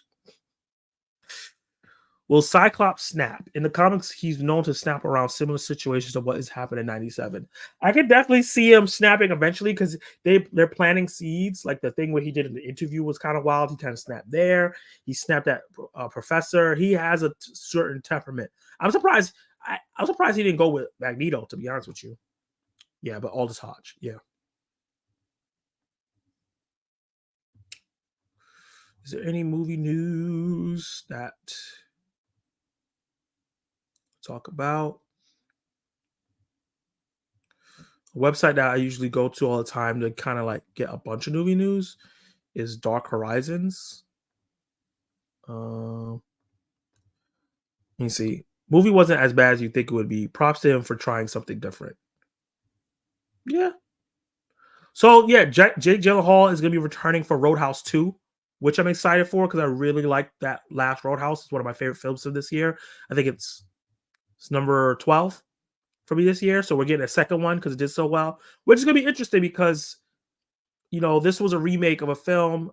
The first one didn't get a sequel, I think. So the fact that this is getting a sequel is going to be kind of different. We talked about Cage. We watched the Megalopolis trailer. Coster talks about Horizon shoot and TV future. That's interesting, I guess.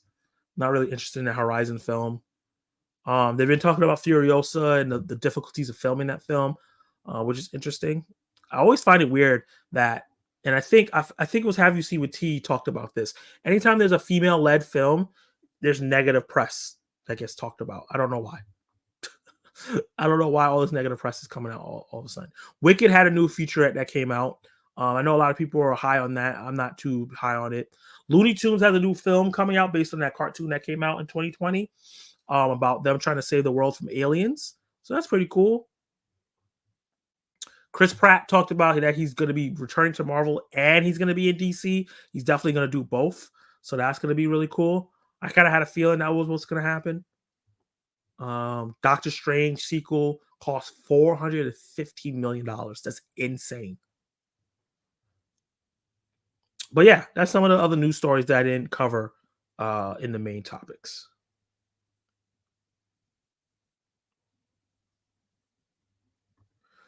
He didn't go with Magneto because he wanted to stay with Jean Grey. That's true. But with Jean looking like I don't want to spoil for people who haven't watched X-Men 97. But, you know, what happened with the last episode, I could see him having a reason to switch. Magneto was right because what X did was not too smart. Yeah, man, but start out all-out world war between humans and mutants is not the answer either. It's got to be a balance. Oh, Ken, you got to run. Thank you for being here, man. I appreciate you always. Have a great night. Could we get X-Men versus Avengers saga for the MCU after Secret Wars? I definitely feel like that's going to happen. I feel like the X-Men are going to get built up. Then there's going to be some central conflict where they want to do, that could be Civil War 2. They could do a Civil War 2 where there's a central conflict where they want to monitor the mutants and then the Avengers come in to kind of like, hey, just follow the rules. The X-Men are like, no, they love you guys. They give you free reign. They're not going to do that to us. So I could see them doing Civil War 2, but it's X-Men versus Avengers. Okay, well, have a good night. See you later. Oh, they're saying bye to him. Dudes don't get box, so they mad at girl power, I guess. Okay, I get what you say. Dudes don't get the box, so they mad at girl power, I guess. Yeah, that's part of it. Knicks is taking it to Indy. Oh, that's all you had to say, baby. Knicks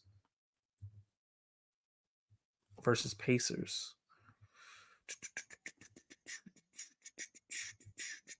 What's going on? What's going on with this Knicks game? Hey, we're up by 15. Let's go. What quarter? Oh, it's only damn. They scored 69 points in the second quarter. It's not even done yet. Oh no, halftime. All right, Knicks. I'm down. Come on, come on, man. Don't let us down. Don't let us down. Come on, Knicks. Maybe Beast will be right. It's possible. I think everybody will have a little bit of right. It's a complicated thing. It's not one person is right and one person is wrong. It's complicated. Even the humans have something where it's right. They do have a right to fear mutants a little bit. Not all mutants are peaceful. Like the movie man said, Doom Part 1 is his favorite movie. Planet Apes, Challengers, A Cat's Life. Oh, wow. You really like that movie. Fall Guy, Love's Lies Bleeding, and Civil War. So you have some of my favorite films in there. Like Dune is my number 1 as well. Planet of the Apes is number... Where is it? Planet of the Apes is number 6. A Cat's Life I haven't seen. Fall Guy is number 22 for me. Love's Lies Bleeding is number 8. And Civil War is number 9. That would be cool. Why aren't you excited about the new Kevin Costner movie? I think it looks pretty decent.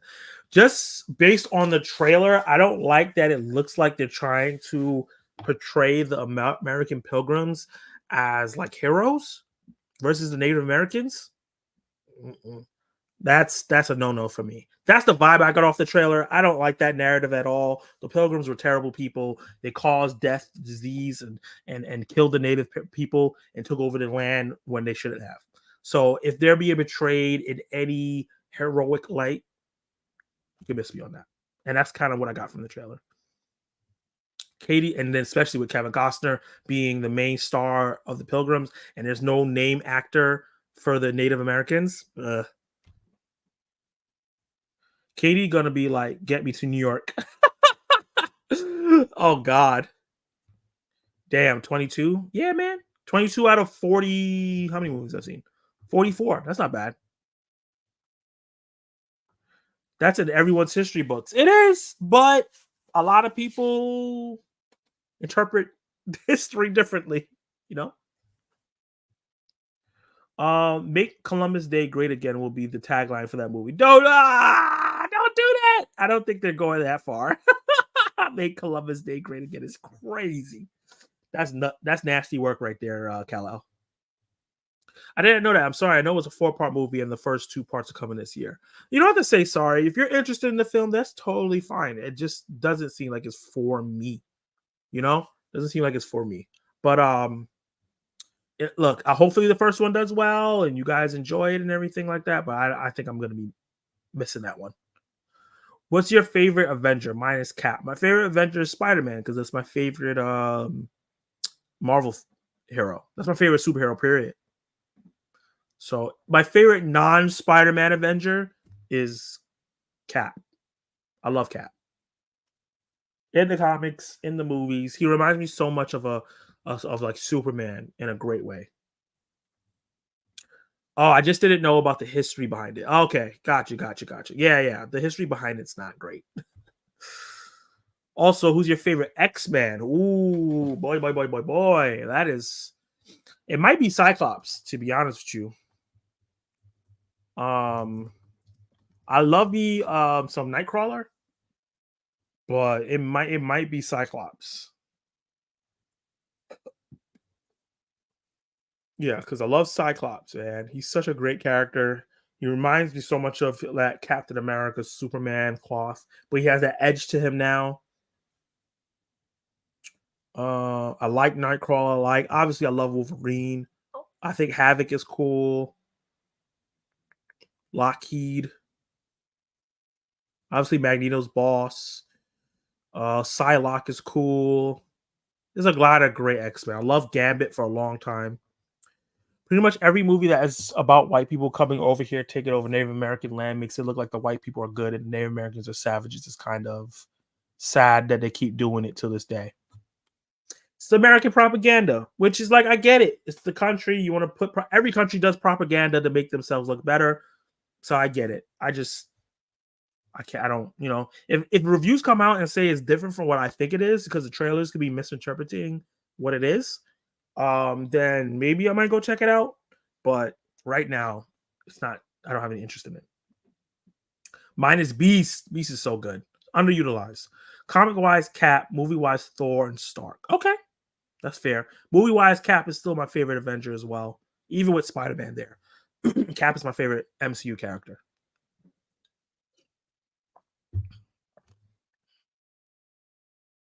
He's nothing like me. You so silly. I only have 12 movies left on my Letterboxd account that I'm going to see in theaters. The rest are movies I'm going to rent or wait for streaming. That's fair. What are the 12 movies you're going to check out? What do you think about the title change for Agatha and the logo for Marvel Studios to Marvel Television? I think that's smart. That talks about, to me, that's a good question. First of all, welcome to the live stream, Matt Film Show. Thank you for the great question. How are you doing, by the way? I think let's start with the Marvel Studios to Marvel Television. I think creating a television section to focus on the television shows that's working closely with the movies is smart. That's quality control, like they've been talking about. Make TV shows. Don't make movies that are 6 parts and then chop them up. It's not working. And it's not, either you drop all those episodes at one time so we can binge them, or you make actual TV show and spread them apart. So I think that's smart. I feel like the Agatha show, I think that they're secretly dropping all the episode titles when they with all these title changes. I think that's what they're really doing, which could be really cool. Gambit and Archangel, my guys too. Yeah, man, I love Gambit. I love Archangel. Such a great design. What movie would be more popular, Fantastic Four or Superman? Just based off what I know about the film so far, I think Superman is going to be more popular. I think that Pedro Pascal being Mr. Fantastic is going to have some people being detractors. I think some people are going to be upset about the Johnny Storm casting. We'll see how he looks. And I think that Fantastic Four has some branding issues because of the past films not being that great. So I think it's definitely going to be Superman off rip. But let's see trailers. Let's see how the trailers look. The trailers for Superman could come out and could look like, oh, and then trailers for Fantastic Four could come out like, oh, this looks great. So we'll see. I think that the cast in Fantastic Four is way stronger than the cast in Superman, but we'll see. I'm not watching the movie. I get mad when they do stuff like that. That's fair. Same. I'm not going to be watching the movie too. But if you enjoy the film, go right ahead. The name Gambit, remember it. That's a fact. Superman easy. I don't think it's as easy as you think it is. I've seen 70 movies this year. Wow, you're way past me. And 7 of the movies are movies in theaters that I've seen. Oh, wow. A lot of streaming films. Hopefully, when X-Men comes to the MCU, they use the comic accurate suit for the MCU. I think the fact that they're doing the suit for what's homeboy name? Hugh Jackman. I don't know why I have to sing the song. I think that they're like, okay, let's see how people receive this.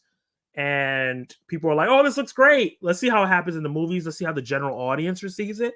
If they do, I think they will do comic accurate suits. That's going to be awesome. It's going to be colorful. It's going to be fun. I like that. F4 is not going to be rough. Superman's going to be bigger, good or bad, and rightfully so. I don't know. I can't say that for sure, man. What's your favorite comic book series or run? Oof. That's hard, man. I would have to like go back and look in the look in my buckets to find what's something I can say off the top of my head. There is a run of Image Comics called Black Magic.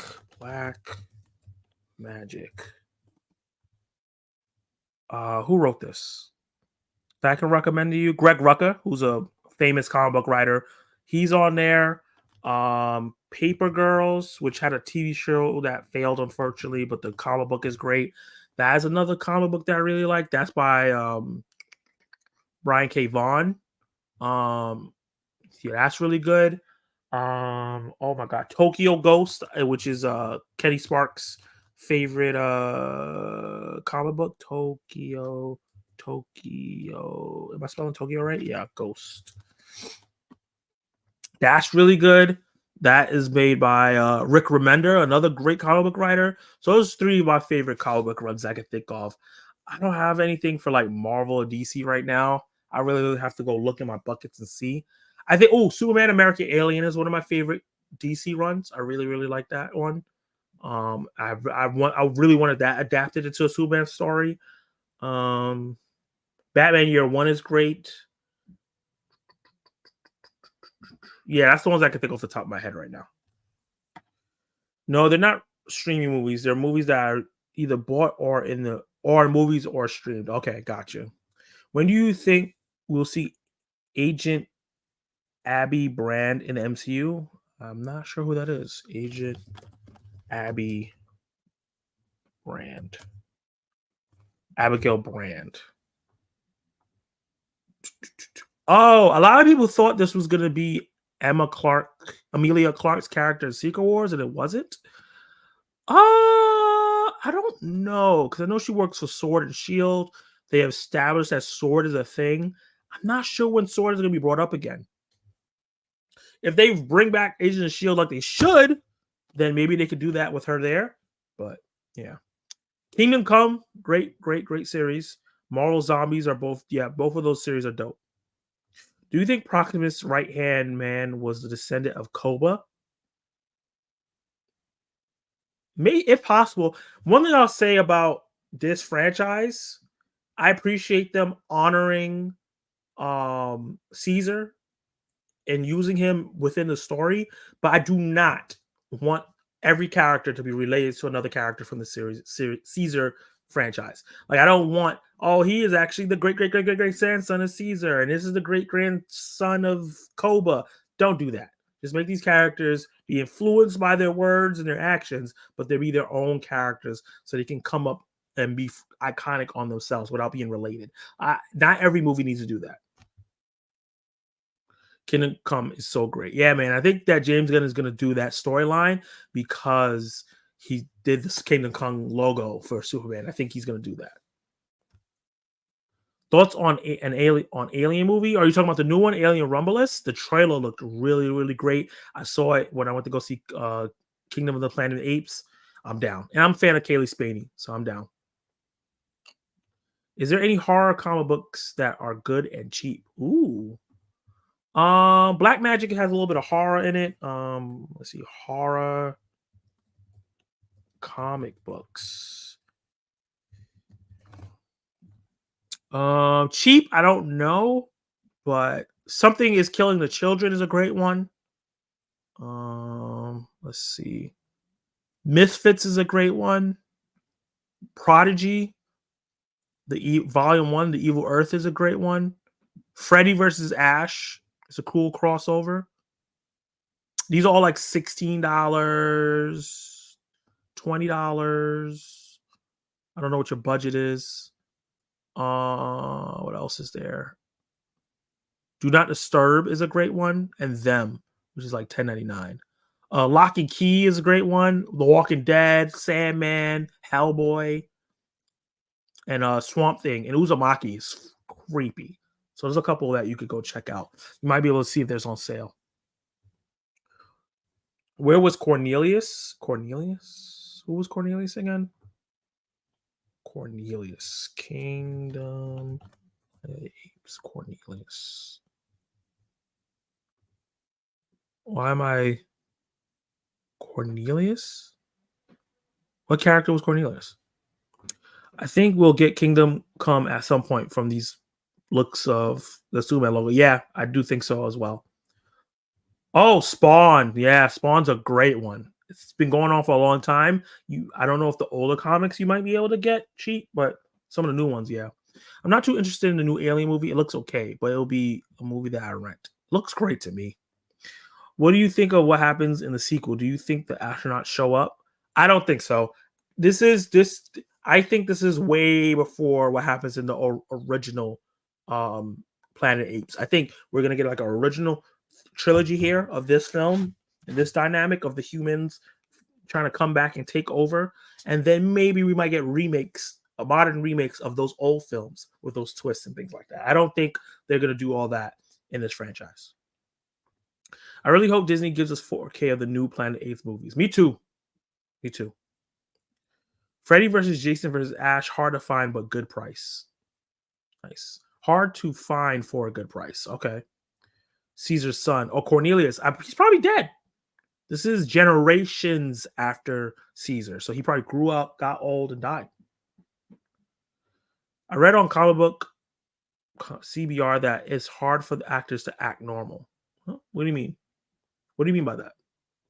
The movie took place 300 years in the future, so Cornelius is definitely dead. Yeah, like it's a way after that. Like his son is gone.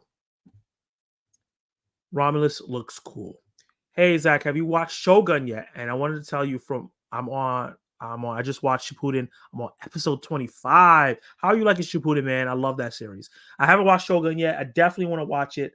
I still need to finish Scavenger's Reign, which is picked up a lot. Fortunately, season 2 got canceled, but it might be get picked up by Netflix. Hopefully, Netflix, please save Scavenger's Reign. It's so good. But yeah, I think it could be good if they pick that up. I'm really excited for Shogun. And The Bear's coming out season 2 soon, and something else. A couple shows. I gotta catch up on a lot of stuff though. They've been acting like animals for so long, but that is hard for them to return to normal human behavior. Oh, wait. I read that comic book that it's hard for the actors to act normal. Oh, I don't think that's true. I don't think that's true. I'm pretty sure they're fine. But yeah, guys, this was really, really, really, really fun. We just hit the 2-hour mark. I try to keep these at around 2 hours. This was a great, great, great stream. As always, let me shout out my channel member. Let me move the Q&A. Channel members, where are you? Where are you? Okay, channel members. Ooh. Spoiler Kings, Screens and Reviews, Basic Moots, Nanette Blood Rose, who's in the live stream right now, and Have You Seen with T. Appreciate all you guys for being channel members. Love you all. I think there's somebody on here that I didn't add. I have to fix this. I think Brandon's a channel member. I got to add him on here. But thank you guys all for being channel members. I appreciate you. And we're going to be doing another channel member video I'm going to be doing this week, and also another channel member live stream. So be on the lookout for that. And do you think you can give some recommendations of what I should watch on Netflix? Because I really don't know what to watch. Well, the first thing I would say is watch my favorite show of all time called Dark. Love that show. Watch Money Heist, phenomenal show. Watch Black Summer, a great show. Kingdom, watch that as well. What else is there that I love? All of Us Are Dead is another show that I like. What else is? I don't know if you watch the popular ones like Stranger Things and things like that. Ozark. If you haven't seen Ozark, watch Ozark. That's a really good one. What else can Castlevania? If you haven't seen the animated show, definitely watch Castlevania. Great show. Black Mirror. If you haven't seen Black Mirror, definitely watch Black Mirror on Netflix. That's a lot. I gave you a good amount. That's a good amount of shows. I'm trying to see if there's anything else. Oh, Beef. Watch Beef. Beef is really good. But yeah, those are some things right there. I'm really liking the new Naruto that I'm watching. Nice. Oh, yeah, collect the movie ad. Oh, man, I got to add you. I don't know what happened. I think that might be an old one. Oh, let me see. Let me see. I might have added you guys and didn't download the new one. Here, hold on. Got to represent my peoples. I apologize about that, man. You out here being channel members. You're not on the list? That's crazy. That's crazy. Oh, yeah, because Kenny Sparks is also a channel member, and he's not on that. Yeah, I'm bugging. I know I made a new one with you guys on there. There's so much. There's so much in my downloads from all these things. I got to delete a lot of this stuff. Is this the new one? No. I don't think I downloaded it. I got y'all for next time. I'll make sure that all my channel members is on there. I apologize for that. Hey, YK Reviews. What's up, man? How are you doing? Thoughts on Disney announcement for the Marvel stuff earlier today, like Daredevil coming out March, but only only being 9 episodes, along with Agatha coming out in September. Okay, quickly, I'll talk about this. I think that Daredevil coming out in March is fine. Them cutting it from 18 to 9 is smart. That's too much. 18 weeks of one show is insane. So I'm down for 9, closest to what we got for Netflix. I'm down for that. And Agatha coming out in September, it gives me confidence, man. I think that we haven't had a lot of Marvel content. I'm kind of itching for it. It's rough, man.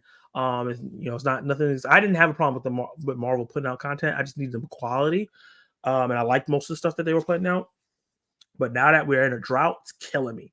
So I think that Daredevil being pushed is smart because they just got a new showrunner, new writer. They're adding back the old school actors from the Netflix series, which they weren't going to do that. So I want them to take their time and make sure they do that right. So put that on March and then put out Agatha September because that show's been done for a long time. So yeah. I would like 10 episodes instead of 9. Yeah, that's cool. But I won't be greedy. Even 8 would have been fine, but 9 is good because you can separate up in sections. Let me see. Yeah, it can be like couple living story arcs, and then the 9th episode, everything ties up. But guys, this was really, really fun. I appreciate everyone that jumped in the live chat. Thank you for watching reviews, for jumping in like last minute and everything. Give me that great question. Appreciate you. Everybody go check him out as well. Check out Collective Movie Man. Go check out Delon Movies.